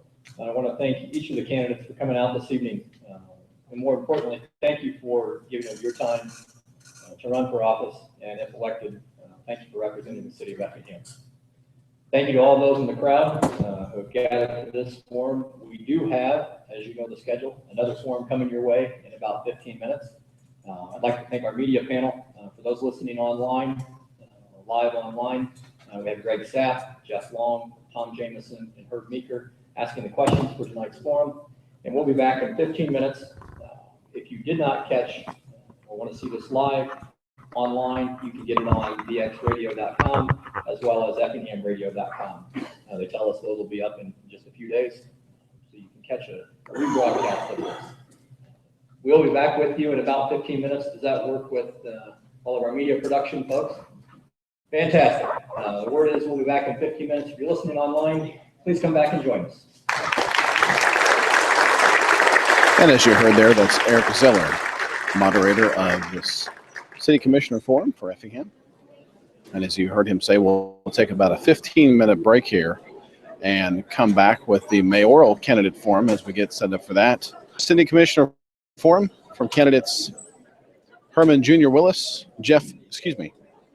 for the City Commissioner, we heard from candidates Dustin Reardon, Brian Millville, Kevin Esker, Don Altoff, Kevin Willis, Merv Gillenwater, Michael Williamson, and Tim Custer. As the panel submitted questions to each of them, they gave responses and then also gave a wrap-up toward the end. And now we'll be checking in with the mayoral forum after a short break here, and that includes candidates Herman Jr. Willis, Jeff Blumker, and Larry Meisenheimer. Those three candidates for mayor for the city of Effingham. And again, that forum will be broadcast here on 97.9 XFM. We know, by the way, that the audio is low this evening. We apologize for that. We are having to pick this up ambiently due to issues here at the junior high with the sound system. We are also broadcasting this live online. You can watch it by clicking the election forum button at 979xfm.com at the top right of the page. Greg Sapp joins us now, one of the panelists for this evening for the City Commissioner Forum, sir. Yeah, thank you, Wayne, and appreciate your navigating things in the midst of our get-together, and it's halftime now, and we'll be back with the mayoral forum shortly. All three of the mayor candidates are here, so you'll be able to hear from them and see them too, as we're live video and audio streaming this forum tonight. We're a week away from the election. That's a thing that I try to keep coming back to, the fact that a week from today, by this time, Wayne will be working feverishly, typing his little fingers off, getting items posted online. The election is the one that matters the most to me. Here's why. Everybody gets fired up about who the president's going to be. You get emails about it. You get all kinds of people venting about one thing or another. That's a whole nation of people that are voting for that person. This is the one where your vote really counts, because you're influencing the people that are going to pave your streets, make sure you have good sewer service, make sure your water tastes good, helps regulate how much taxes you're going to pay. These are the people that you can go down the street to their house and say, hey, how come you voted like that? Or here's where I don't want you to vote, or here's where I do want you to vote. For school board people, it's the people that decide on the textbooks that your kids are going to get to use to get their education, and they're going to hire the people that are going to teach your kids. They're the people that are going to decide who gets suspended or expelled, or who's going to be the next administrators. And it's just grieved me for years that the voter turnout for school board and city council elections are miserable. Now, those of you that vote, you know what I'm talking about. Those of you that follow this through the years, you know what I'm talking about. You know it's true. I've had years when we've had 15% voter turnout. That's astoundingly bad, because that's when government gets away from you. That's when narrow interest groups can take over your city, your school board. I'm telling you, this is the most vital election in my way of thinking of any of them. And unfortunately, the turnout is just almost always slim. So prove me wrong this time. Say, ha, Greg, you said we'll get out and vote. Well, show me wrong.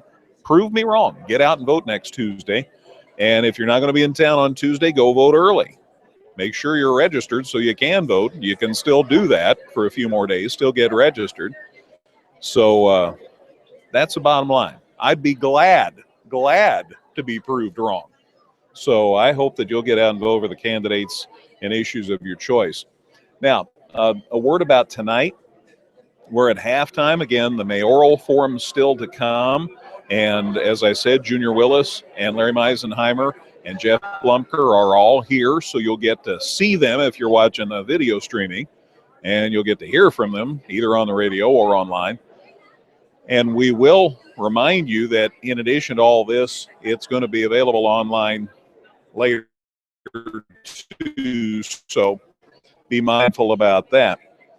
But this mayoral will be a very telling one. I've had people coming up to me more than in a long time saying, well, Greg, who do you think is going to win? Who's going to win for mayor? And I say, I don't know.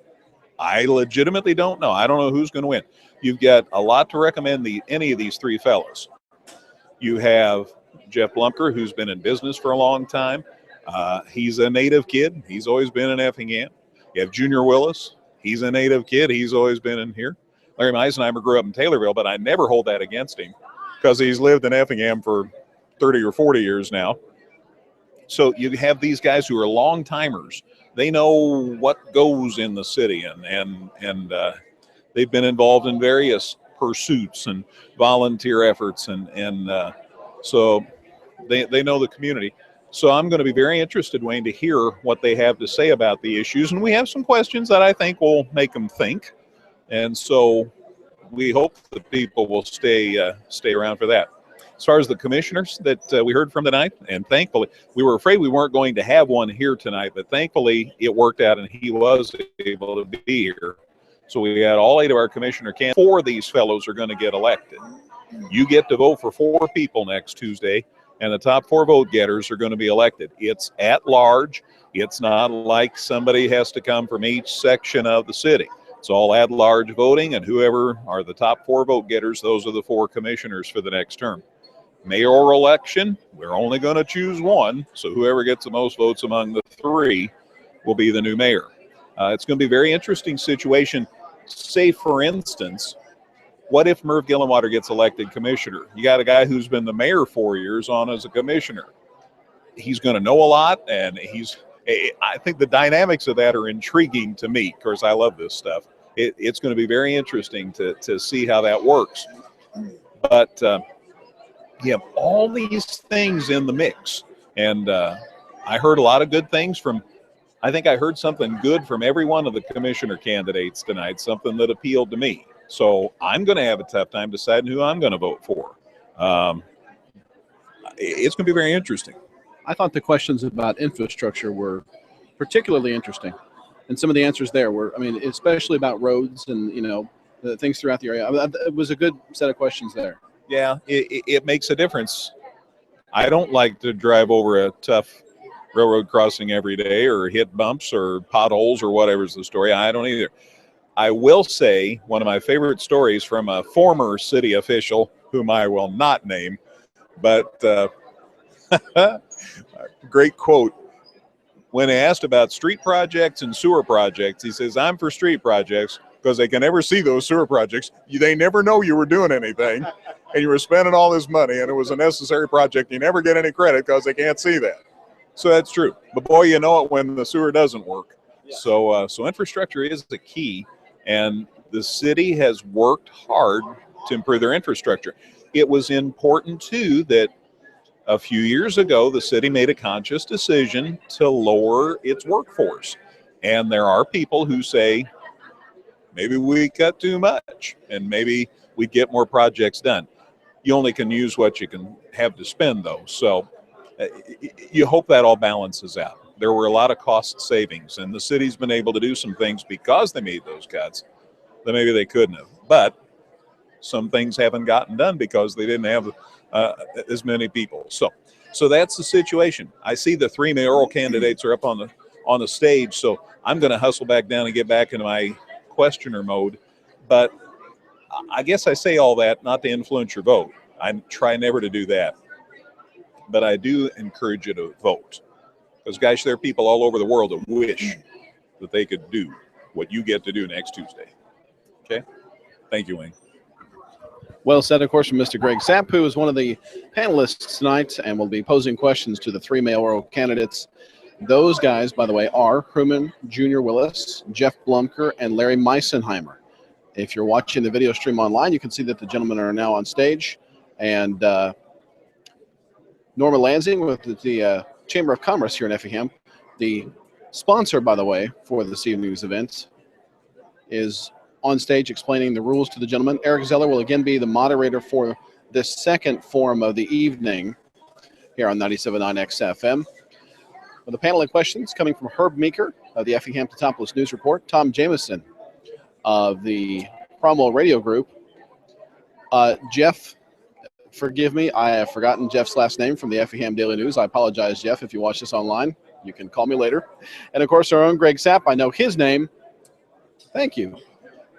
Panelists. I appreciate that very much. And also, of course, Greg Sapp, our own Greg Sapp, with Premier Broadcasting here, 97.9 XFM and KJ Country 102.3. Jeff Long, his name. Thank you very much. I appreciate that. There we go. So that's the panelists who will be asking questions to the three mayoral candidates. Again, they'll be posing questions with a timed response, and then each person will have a chance to provide a closing response to the crowd here. Good crowd here at the auditorium at the Effingham Junior High School for this evening. We've been about half full for the candidate forum for the city commissioner. We're a little bit more than that now as people are starting to come in for this. If you're watching online, by the way, or you'd like to watch online, we do have live video available of this forum. It's at 979xfm.com, also kjcountry.com. Click the election forum live video button at the top right of the screen. It's a red, white, and blue. It says live video in yellow. You can click that. And we're utilizing YouTube this evening, YouTube Live, so you should be able to watch that on just about any device, including Apple and Android devices, as well as your PC. So you should be able to watch that live video stream online. And we'll be getting to the forum for Effingham City Mayor. Again, the three candidates that are running for mayor include Herman Jr. Willis, Jeff Blumker, and Larry Meisenheimer. And those three are going to be moderated by Eric Zeller with a panel asking questions from the local media. And we're getting set for that here on 97.9 XFM. Hopefully within the next few minutes, we'll be getting things set. Norma Lansing with the Chamber of Commerce, who, like I said, sponsored the event and put this on, is talking with the three candidates as well, getting things set up here as we continue on throughout the evening. We heard earlier from the city commissioner candidates. Those included Dustin Reardon, Brian Millville, Kevin Esker, Don Altoff, Kevin Willis, Merv Gillenwater, the outgoing mayor of the city of Effingham, and Michael Williamson, along with Tim Custer, who gave answers. And by the way, the video from this will be available online to watch after the fact at 979xfm.com via our YouTube channel. Looks like we're just about ready to get things underway here as we get closer to the candidates being set. Larry Meisenheimer and Junior Willis are seated at the table. Jeff Blumker will be joining us shortly here. Again, the panel moderated this evening by Eric Zeller. And as you heard Greg Sapp say during our little, I guess you could call it halftime show here between forums, it's incredibly important to get out and vote this coming Tuesday, a week from today.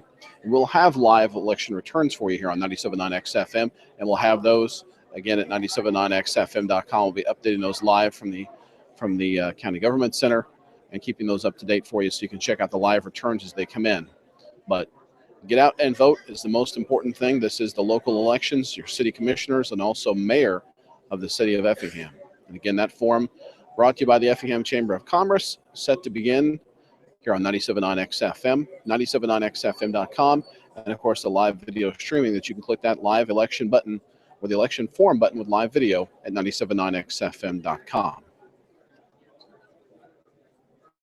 Waiting here on a determination of time from Eric Zeller as to when we'll begin, and we're waiting too on Jeff Blumker to join us at the table.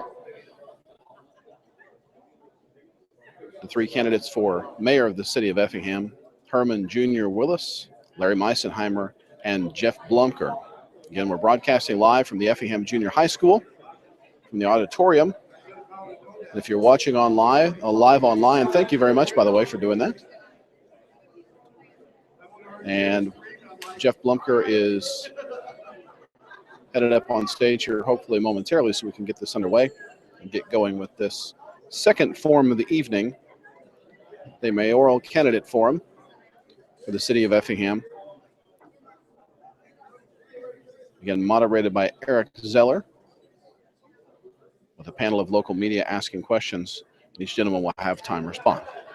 Eric Zeller now will take things over here as we continue on with this Mayoral Candidate Forum here on 97.9 XFM, 97.9XFM.com.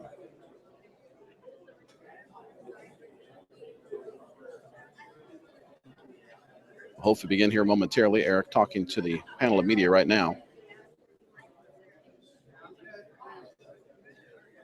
And then we'll begin the Mayoral Candidate Forum here on 97.9 XFM.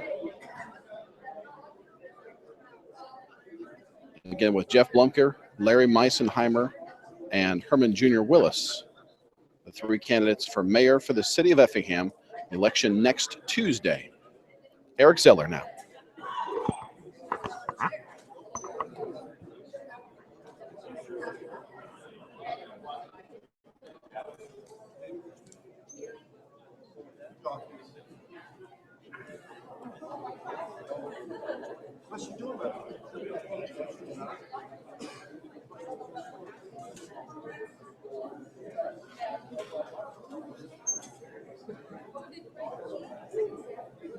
We will go ahead and get started in about 30 seconds.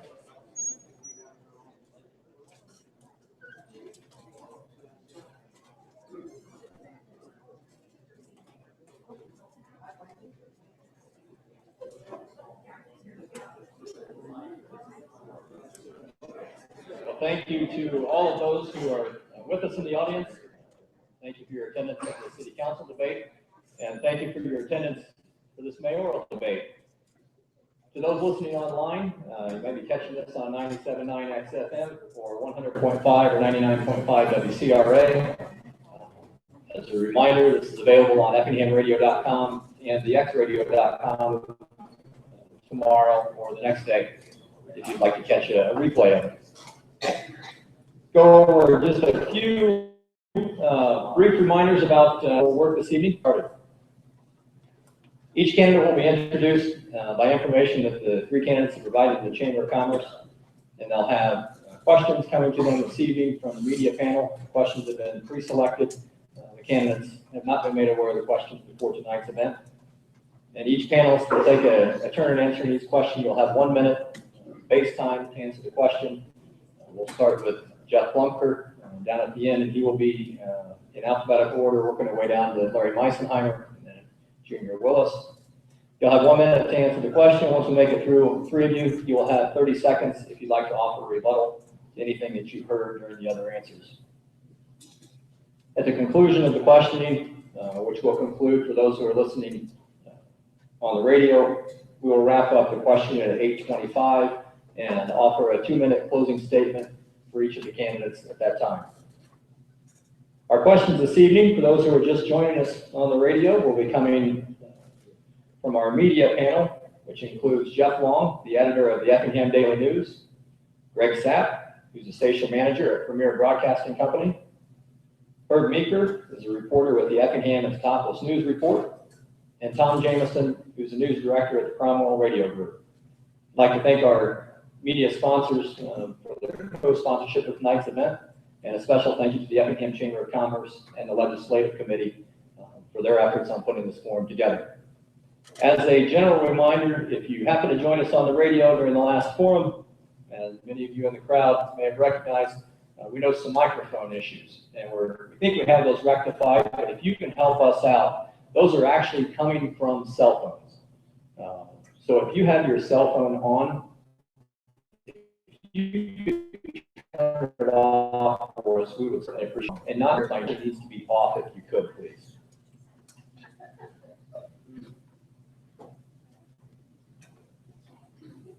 Our first question, actually, before we get into questioning, how about we talk about who our mayoral candidates are? That would be a nice thing to do, wouldn't it? To my far right, in alphabetical order, I'll start with Jeff T. Blumford. Jeff is married to Nancy, and together they have 3 children. He's the Executive Director of Heart and Human Services for the past 5 years. He has 22 years in senior leadership positions in Effingham businesses. He's the current Vice Chairman of the Effingham Planning Commission. He's a current board member of the Effingham Zoning Board of Appeals and Effingham County Board of Health. Jeff is a past president of the Effingham Noon Rotary Club and the Effingham Unit 40 Educational Foundation. Jeff is also a past board member of the Effingham County Chamber of Commerce. Next to Jeff is Larry Meisenheimer. Larry is married to Lisa, and they have 3 children. Larry is currently employed as an Effingham Unit 40 bus driver and merchandiser for Kerner Distributor. He's a retired Effingham High School guidance counselor. He's a paid on-call firefighter for the Effingham Fire Department, a St. Anthony Junior High baseball coach, and Larry serves on the Trek Board. He's a volunteer at the Effingham Performance Center with Upward Basketball and the Effingham Park District Special Needs Recreation. Seated next to Larry is Herman Jr. Willis. Jr. has 3 children and 4 grandchildren. He's the son of Herman and Patsy Willis. He's a partner in Willis Detective Agency, a licensed private detective, a retired Effingham police officer with over 30 years of service. He's a past president of the Effingham Fraternal Order of Police, a past member of the Labor Management Committee for the City of Effingham, a past member of the Effingham Police Union Negotiating Team. So our 3 candidates this evening for mayor race in Effingham: Jeff Blumford, Larry Meisenheimer, and Junior Willis. At this time, we will go ahead and open up our questioning from the media panel. We will start with, in alphabetical order. Jeff will take the first question, and we'll pass down to Larry, to Junior, and then have 30 seconds for rebuttal. Our first question comes from Jeff Long. Jeff? Okay, we'll keep it simple. Why are you seeking election as mayor? Okay, well, first of all, I love Effingham. I'm a 3rd-generation resident. My mother was born and raised here. I was born and raised here. My wife was born and raised here. My kids were born and raised here. I'm fully vested and 100% committed to the success of this community. That being said, I spent 10 years on the City Plan Commission, 10 years on the City Zoning Board. I enjoy dealing with those issues. In addition to that, I feel like I bring a business background that is needed, and I feel like we've maybe been a little off track on that for the past 20 years, and I'm honored to be able to offer that option to the people of Effingham. Thank you, Jeff. Our next respondent will be Larry Meisenheimer. Quite frankly, a lot of people have asked me that, and the reason I run is usually look for reasons to give back to the community, and Effingham has been very good to me, and I'm really a people person. I've enjoyed working with the community through the Effingham School District, the Park District, and my volunteer activities. It's important that you give back to your community, make it a better place for the next generation of citizens. Thank you, Larry. Our next respondent will be Junior Willis. I believe with 30 years of public service to this community has put me in a position to seek this position and further serve the people of this community. I love this town, lived here all my life, and I want to see it continue to grow, so I'd like to be a part of that. Thank you, Junior. And I can't imagine why we would need 30 seconds to rebuttal to the question of why they would want to be running for the mayor's position. So we'll turn the microphone over to Larry. He'll take the second question from Greg Sapp. Greg? Thank you, Eric, and thank you, Eric, by the way, for your good work tonight, serving as moderator for this forum. It's a sometimes thankless job, so you're doing very well. Thank you. Let's talk about, gosh, we have a lot of ground to cover tonight. A mayor, though, is often seen as a consensus builder among council members. Not every issue is popular, and not every issue is popular with every member. What qualities or skills do you see that you have that will make you a good consensus builder as mayor? I agree. Building a consensus is really difficult. Sometimes there's difficult issues that the city will face. I think it's important that the mayor be a hands-on person that is available to the citizens of the community, because you're truly the voice of the people that selected you. The mayor is selected by the citizens, whereas the city staff, they're wonderful people also, but they're not hired by the citizens, they're hired by the council. Building a consensus, you need to be out and about, listen to all areas of the community, retired people, young folks, everything in between. People are out there. They have an opinion. If you're available, it's good to get as many opinions as you can and try to build a coalition. Thank you. Thank you, Larry. And Junior Willis? I kind of feel that this kind of plays into my strengths. Having served this area for so long and in the position of a police officer, you run across all kinds, and negotiations is a very big part of keeping the peace and keeping things moving forward. Plus my experience as a union president for 16 years, negotiating different contracts and different issues that came about, working with management. I've had a lot of experience dealing with trying to get both sides to come together and come to a conclusion. So I feel like I've kind of got an upper hand on that. Thank you, Junior. Our next respondent will be Jeff Plummer. My 27 years in senior management in small and medium-sized businesses here in Effingham, and I emphasize the fact that's in my hometown, forces you to learn how to hone your skills at building consensus. I'm not a micromanager. I like to surround myself with good people and get out of their way. Most recently, in the past 6 years, my time at Heartland Human Services probably played into that this issue more than any. I was thrown into a very difficult situation, and we have Heartland Human Services stabilized. We just ratified a union contract this past week, and that was all done by consensus. One other thing I want to mention: moderating meetings is an art. It's not a science, and that's where true consensus can be had in the trenches. Thank you, Jeff. I'd like to add that the staff at City Hall, they're amazing people. They're tremendous professionals. We see the great pride in the workforce in our community. It's important that as an elected official, you lean on their decision, but you remember the buck truly stops at the desk of the elected official, which the mayor would be the ultimate elected official. Thank you, Larry. Junior, would you like an additional 30 seconds? No? Okay. Jeff, anything else to add? Very good. All right, our next question, I will go ahead and take. And Junior will be our first respondent on this question. Governor Rauner has proposed right-to-work zones, which would give local voters the power to decide if workers should be required to pay association dues or to join a union. These rights would apply to county, municipality, school district, or other units of local government. If this issue came before the city council and you were mayor, how would you respond? Junior? First of all, I'd like to say I think that issue probably should be taken up at the state level. I do want Effingham to be competitive. When work is done around here, I don't feel it's fair that we should lose work because not being competitive. So I guess how I would say I feel on that is I would be in support of the right to work zone. Great. Thank you, Junior.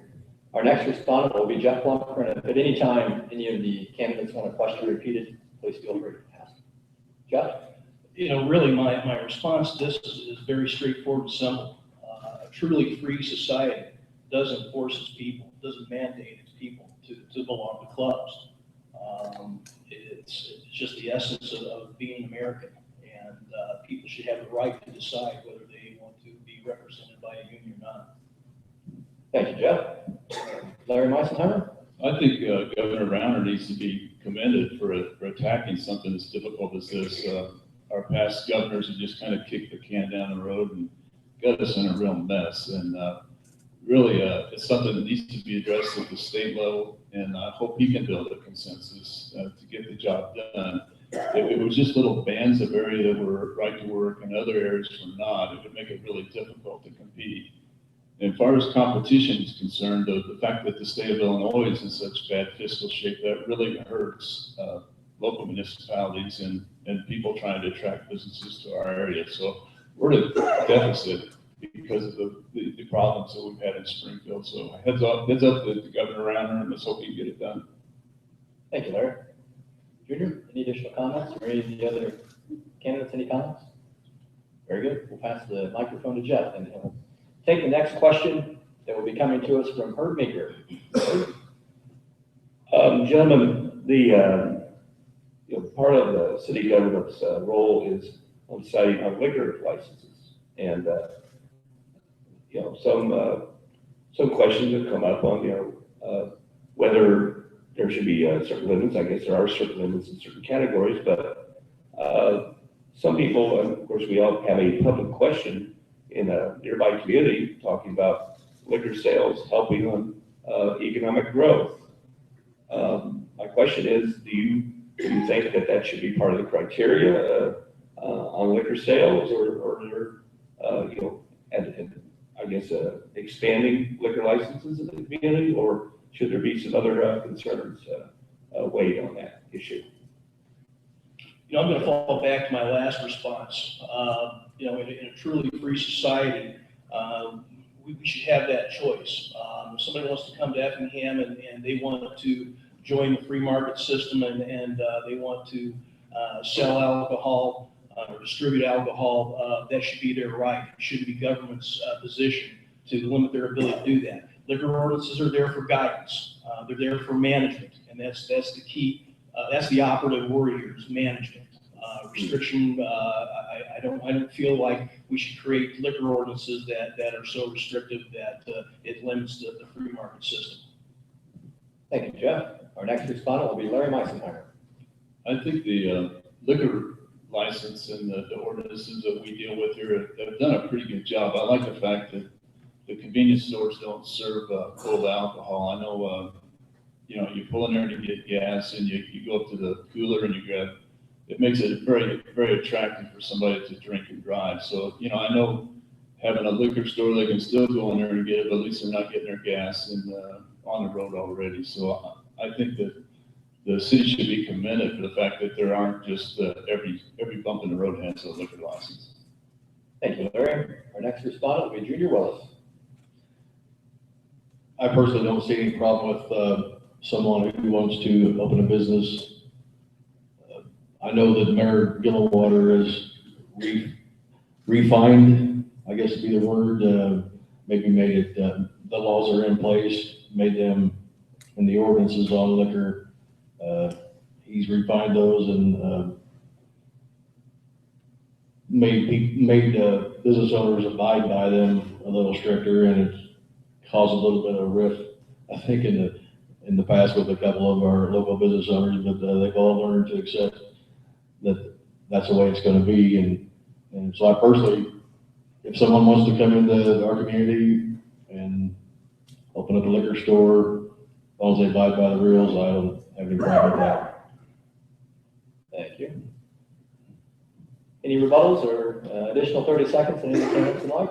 I'd like to commend Merv for attacking this problem and trying to provide a blueprint and a map for the governing of the liquor ordinances. Before, it wasn't as organized as it is now, and he's created a map that makes it possible to make it a logical decision whether to grant additional liquor licenses, as far as, and also rules and regulations for the liquor establishments. Thank you. Thank you, Larry. And Larry will be taking the next question, which will come to us from Tom Jameson. Tom? The mayor holds the final vote during city council meetings, and this at times can be the deciding vote. It's one thing to make that vote when in either direction, when the four commissioners are all in agreement, but how do you approach a decision when the opinions of your fellow elected officials are split and you actually are the deciding vote and makes all? My experience as a city commissioner, the mayor is really just one of 5 votes, and in your evaluation of the way you vote on the issue is based on the consensus that you've built with all the different people that you've talked, and they examined the issue from every conceivable point. So really, the mayor isn't really like the tie-breaking vote any more than like a commissioner would be in a 3-2 vote. But every decision needs to be carefully weighed. It's not something you take lightly. It's something that's very important. Thank you, Larry. Our next respondent will be Junior Willis. First of all, I would think that I would have my homework done before the meeting and know what is on the topic for that evening, and I would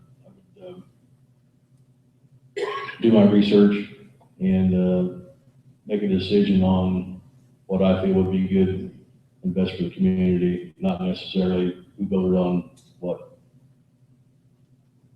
Thank you, Junior. And our final respondent on this question will be Jeff Blunker.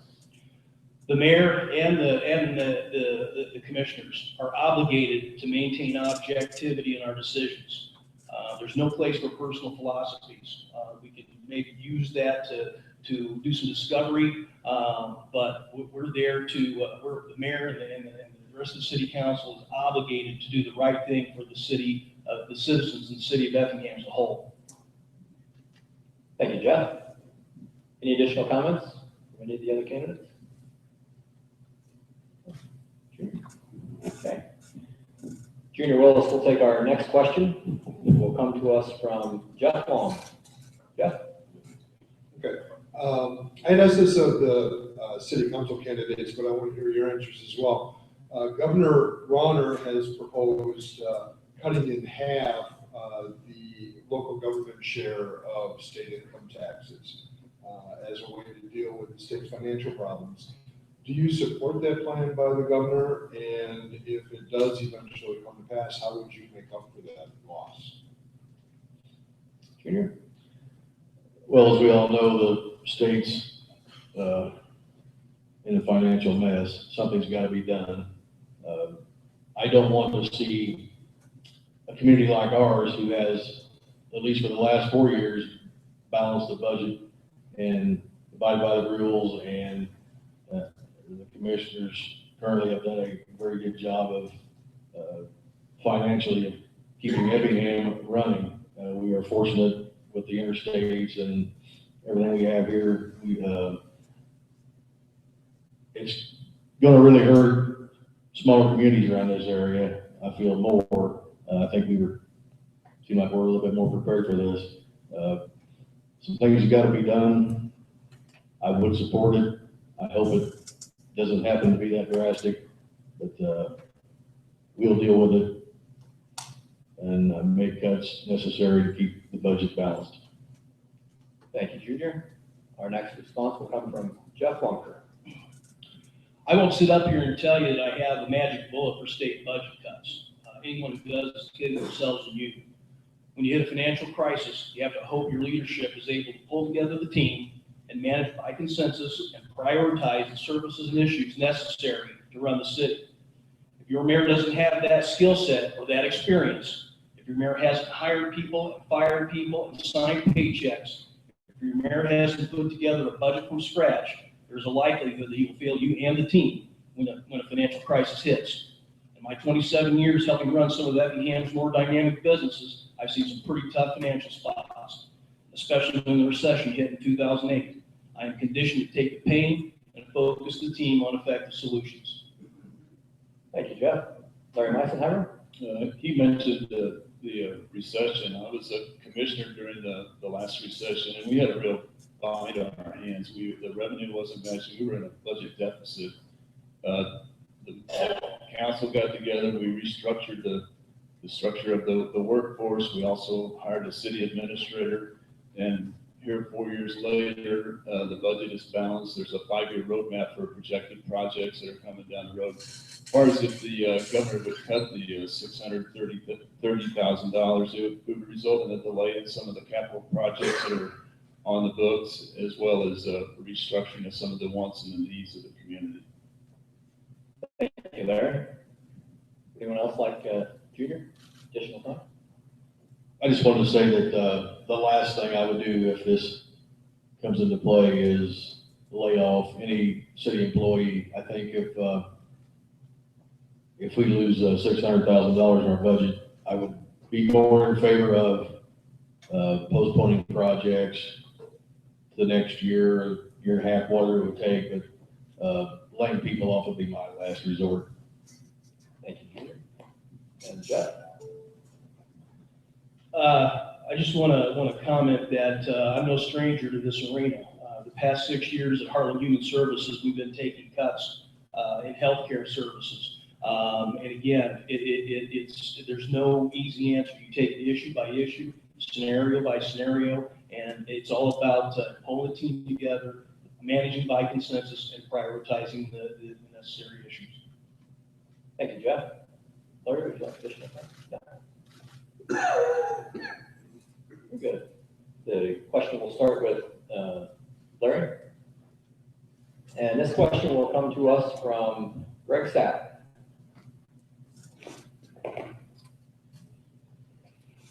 So many things to ask you.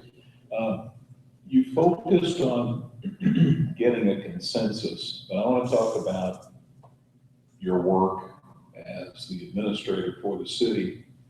Better phrase would be the representative for the city.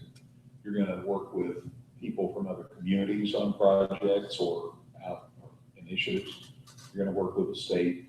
You're going to work with government officials, legislators.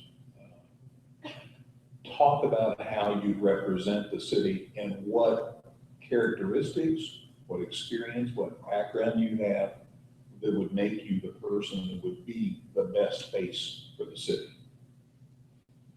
I think that's a good question, by the way, and difficult to answer as well. I could say, could you repeat that? I would think that my experience through education, the park district, and some of the things I've done in the community have given me kind of a well-rounded base for being the face of the community. And it's important that the mayor listens to what the people are saying, because, you know, the voters actually select the mayor. They're the ones that put you in office. It's important that you represent their wants and their needs. And as far as working with other communities, it's important that you get out and meet with those folks and work on some projects. But it's important that you give the main emphasis to the people that elected you. Thank you. Thank you, Larry. Our next response will come from Junior Willis. I agree with some of what Larry said. You got to get out and mingle. I think, falling back on my experiences as a law enforcement officer for so many years, I've dealt with all kinds, good and bad, and I seem to mold myself to the situation at the time and feel like I would represent the city in a nice fashion in that respect. We are elected by the majority to do what's right for the community, and I would make sure that would be my main priority. Thank you, Junior. Our next response will come from Jeff Blumker. I spent the past 27 years building relationships. That's not only in my business life, but also as an active and engaged community leader. And you build those relationships locally, regionally, and at the state level. You build those relationships with stakeholders and partners, and you create networks. And I hope to be able to leverage those relationships and networks to basically sell Effingham. That's what I would see that's why I see the job of the mayor as being able to sell Effingham, and you do that through the relationships that you develop through your various professional endeavors and civic activities. Larry? I might add that when we were city commissioner, we also went to the Illinois Municipal League, and we networked with the folks up there, and we made a lot of connections through different activities that we had.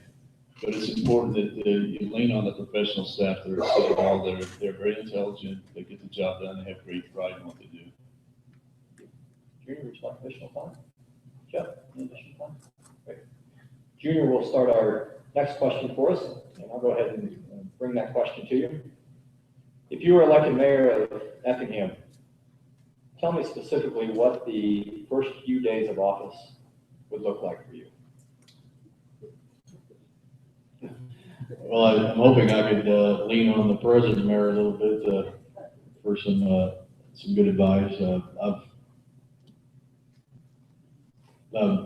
met Merv a long time ago, but we never really got a chance throughout the years, both of us being in law enforcement, to really communicate much. And but in the last couple of months, I have, and got a great respect for the guy. So I would definitely be looking for him for some pointers on how to move forward smoothly. There's a great staff in place. I know most of them for years and have a lot of respect for what they do. That would not change.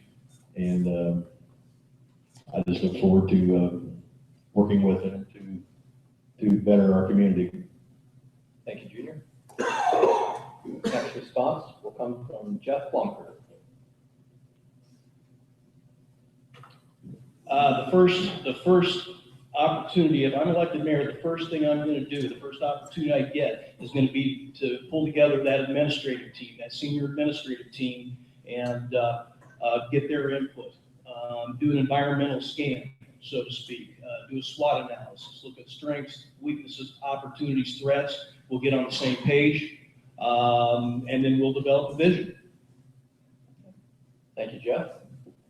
Next response from Larry Meisenheimer. I think that my first person I would talk to would be to Merv and kind of see what kind of a relationship and how I go about dealing with the current staff at City Hall. It is important to assemble the City Hall crew. They're very good professionals, and it would make a seamless transition. I think it's going to be a lot easier for the next mayor than what it was previously when you had 5 brand new people in charge of the city. So now it's a little more seamless as far as switch from one to another. I'd also check in Norma's office, see what's going on at the Chamber of Commerce, work with those folks, and then also talk to some of the community leaders around the community.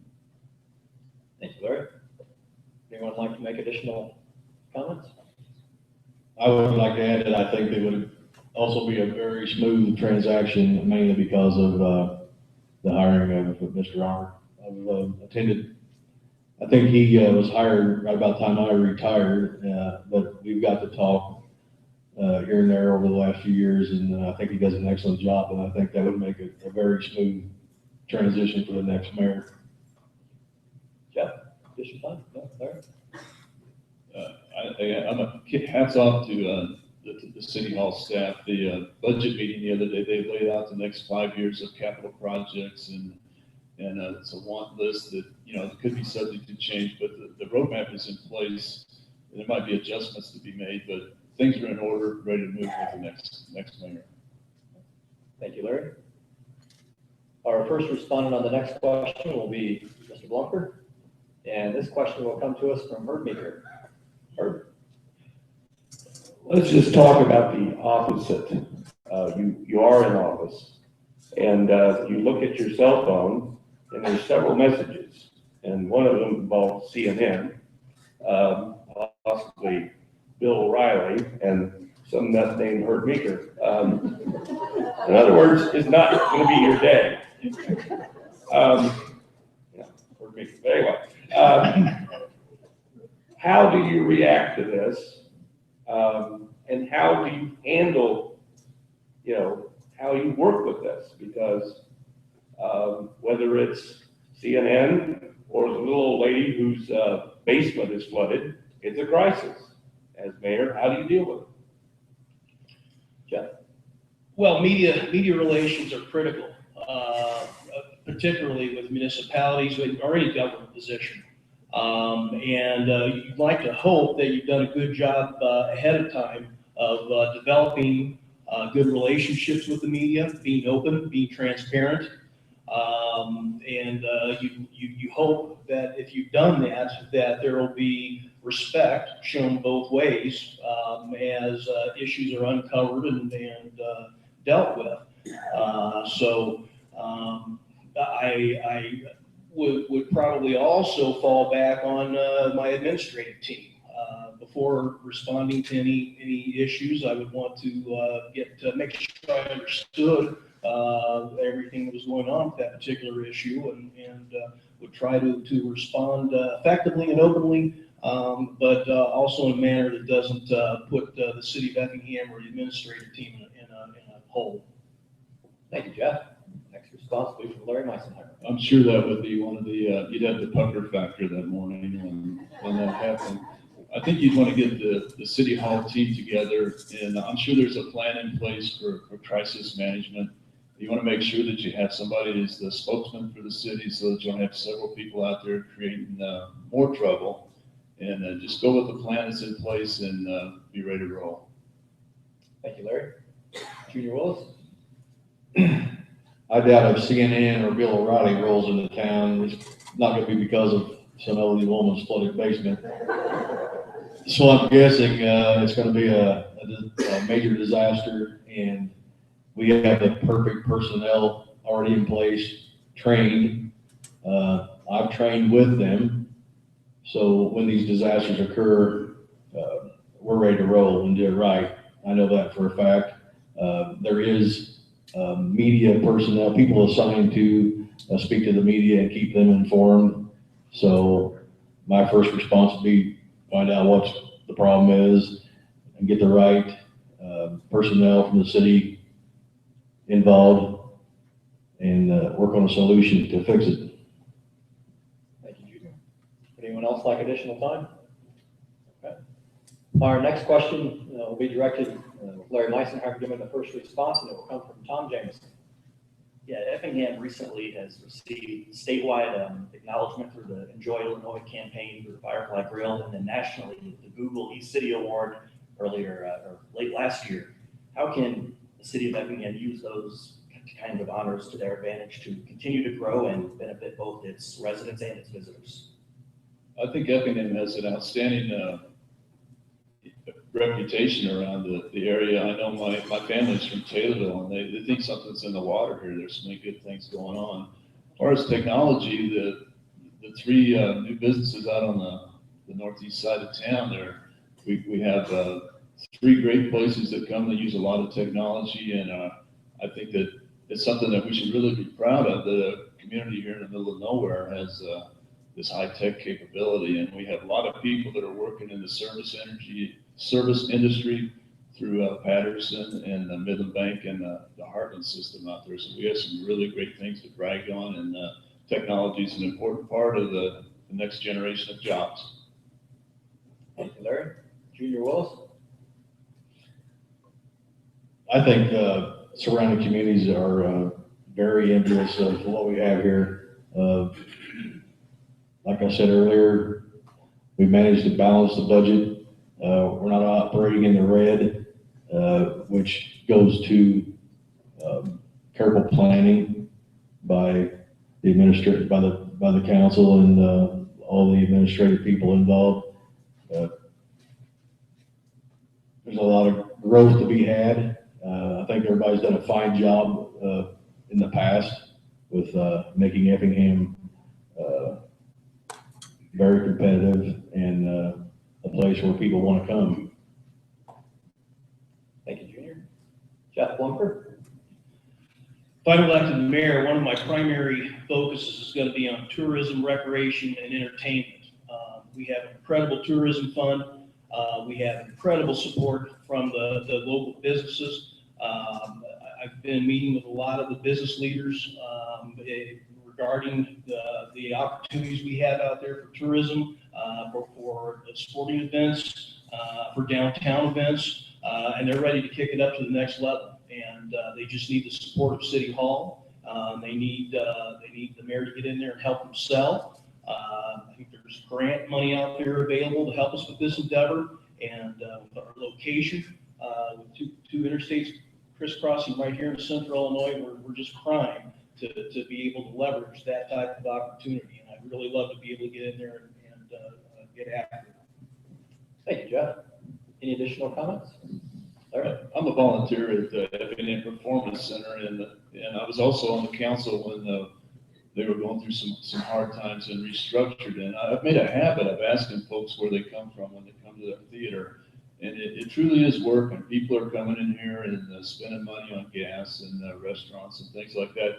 With the sports center opening up later this year, we're going to create a whole new industry of sports tourism.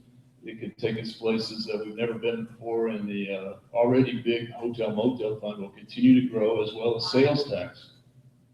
Thank you, Larry. Junior Willis? Jeff, any Larry brought up a good point, the Working Sports Complex. I believe if the Working Sports Complex will prove itself, I've met with some people who understand the business side of sports, and they feel there are a couple of other venues. Again, just because of Effingham's location, people coming to and from Chicago, Indianapolis, St. Louis, Memphis, there are several other venues that we can leverage if the Working Sports Complex proves itself. Thank you, Jeff. Our next question will be directed to Junior Willis first. And this question will come to us from Jeff Long.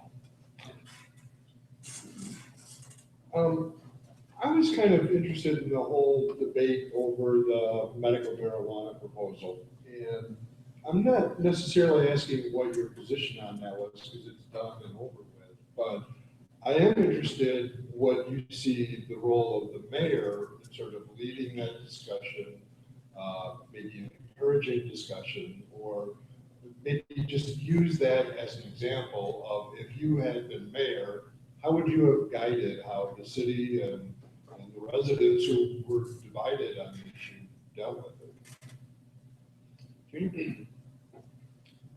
First of all, I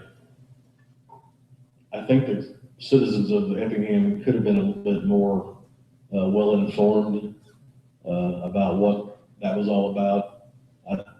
Just talking to people on the street, I think there's a big fear that we're going to have this 20-acre bog field out on the outside of town, and kids are going to be breaking in there and stealing the plants and using it for illegal purposes.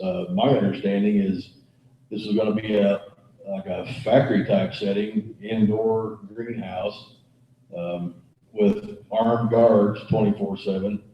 By the way, which I believe was going to pay like $50,000 a year per guard. So I would have liked myself to have a little bit more information about what it was all about before I make a decision on whether I would vote for it or not. Thank you, Junior. Our next response will come from Jeff Blunker. You know, this issue kind of goes back to what we talked about earlier about the obligation of the mayor and city commissioners to do what's right for the city as a whole, and to put their personal philosophies in their back pocket when it's time to consider big issues and big opportunities of this nature. From my perspective, that issue was a four-legged stool. There was a legal filter that had to be considered, and it passed that. There was a scientific filter that had to be passed, and it has. We know that medicinal marijuana helps people who are ill. There's a business model that had to be considered, and by all accounts, that was going to be a moneymaker. The last leg of that stool was personal philosophy, and that's the least objective of all the filters, and probably should have been weighed the least as well. Thank you, Jeff. Larry Meisenheimer?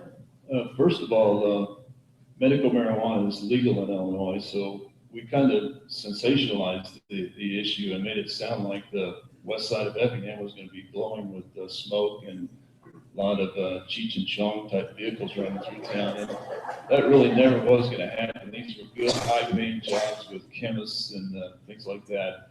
And I know from my experience with Merv, he's the straightest shooter in the whole world. They worked on the drug task force many years as a state policeman. He thought it was a good deal for the community, so it had to be a good deal. I think that I know a lot of people that have chronic pain issues, and medical marijuana is one of the few things that can provide them some relief. So unfortunately, we lost sight of the true benefit of this because of the sensationalized that we thought all the high school kids are going to be smoking.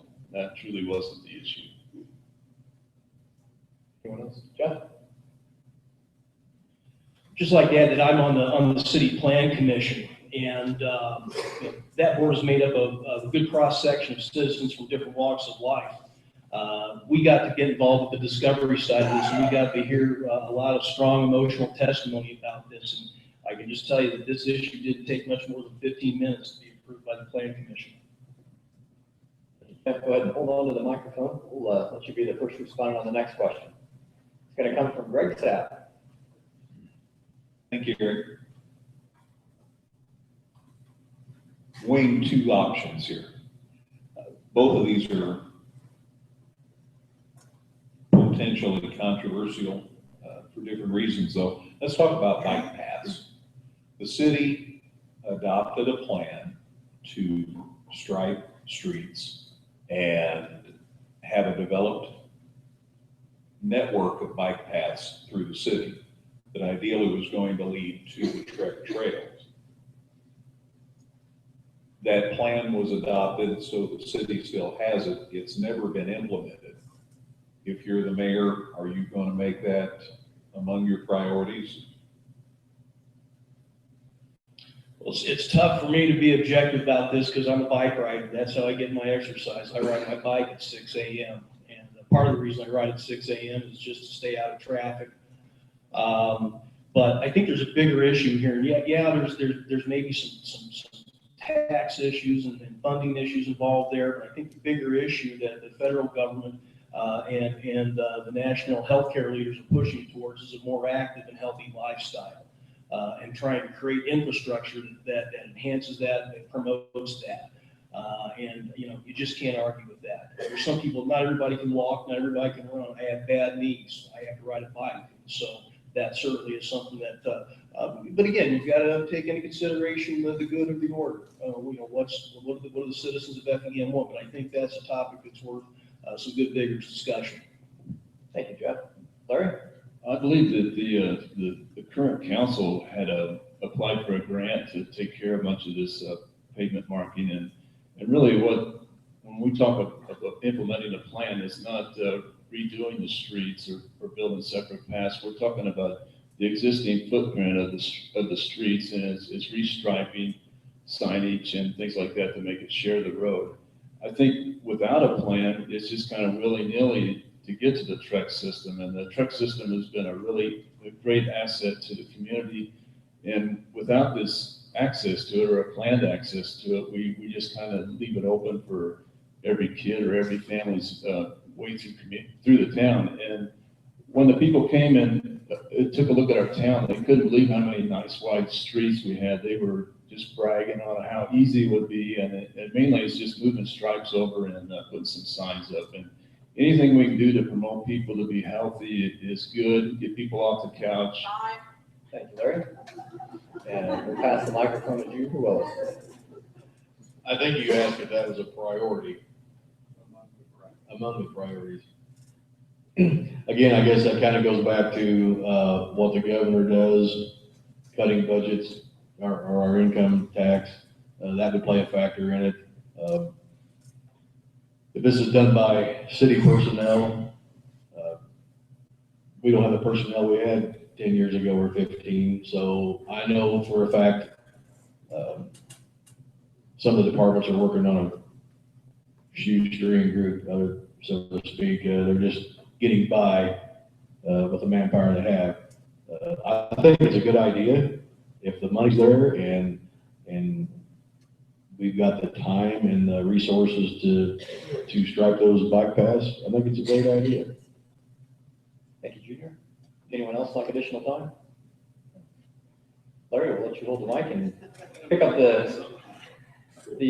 ahead.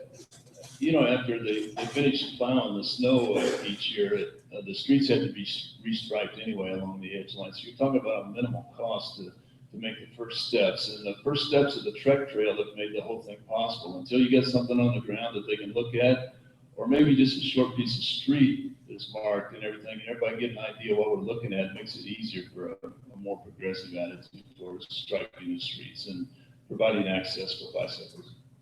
Thank you, Larry. Go ahead, hold on to the microphone. Unless someone else, Jeff or Junior, would you like to say? I'll go ahead and bring you the last question before we start our closing statements.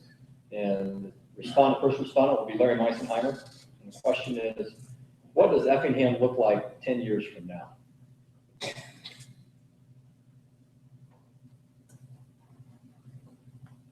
Well, first of all, 10 years from now, I'll be a little bit older. I'll still be out running the streets of town. I think that Effingham will continue to grow. I think we keep our eye on the prize that economic development is something that City Hall works very hard on. Our current employers are blessed with a wonderful workforce. A lot of the employers have bragged about how hard our people work, and the interstate system is our greatest physical asset. It's easy in, easy out. I can see lots of things happening with the restaurants and shopping and the sports center and the whole sports concept. Sports tourism is a huge industry, and it's something that's almost recession proof. The last thing that you give up is your discretionary spending for your children. You all think they're going to be the next Michael Jordan, although we know the chances aren't real good at that. But in 10 years, I can see Effingham doubling in size, having twice as many jobs, and being the crown jewel of Southern Illinois. Thank you, Larry. Junior Willis? Well, in 10 years, I probably won't have any more hair than I do now. You can relate. I see another interstate exit on the south end of town.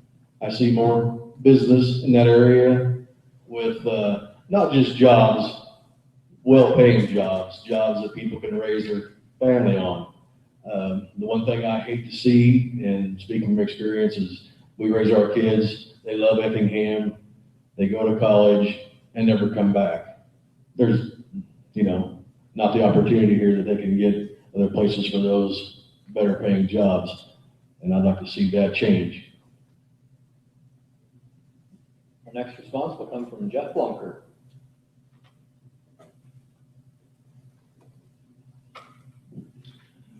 Well, this is kind of fun. I mean, this is where you're asking us to dream a little bit. What I see is a Maple Street overpass. I see a retail corridor, frontage road from Keller Drive, 4th Street. I see an effort to leverage some of the really fascinating architecture that we've seen pop up out in the high-tech park, much like they do over in Columbus, Indiana. I see the Workman Sports Complex being an asset and a real draw, and I see a hockey complex being developed right along with it. I see an array of downtown events that bring a steady stream of people coming to Effingham to spend dollars. Thank you, Jeff. I can see Effingham becoming a distribution center even more than we currently are. Sherwin-Williams has been real successful, as well as FedEx. I can see with the Outer Belt West Corridor and the easy on, easy out from the interstate that we can become a real regional hub of distribution for even more than we currently do. Thank you, Larry. Junior, would you like additional time? Jeff, any additional time?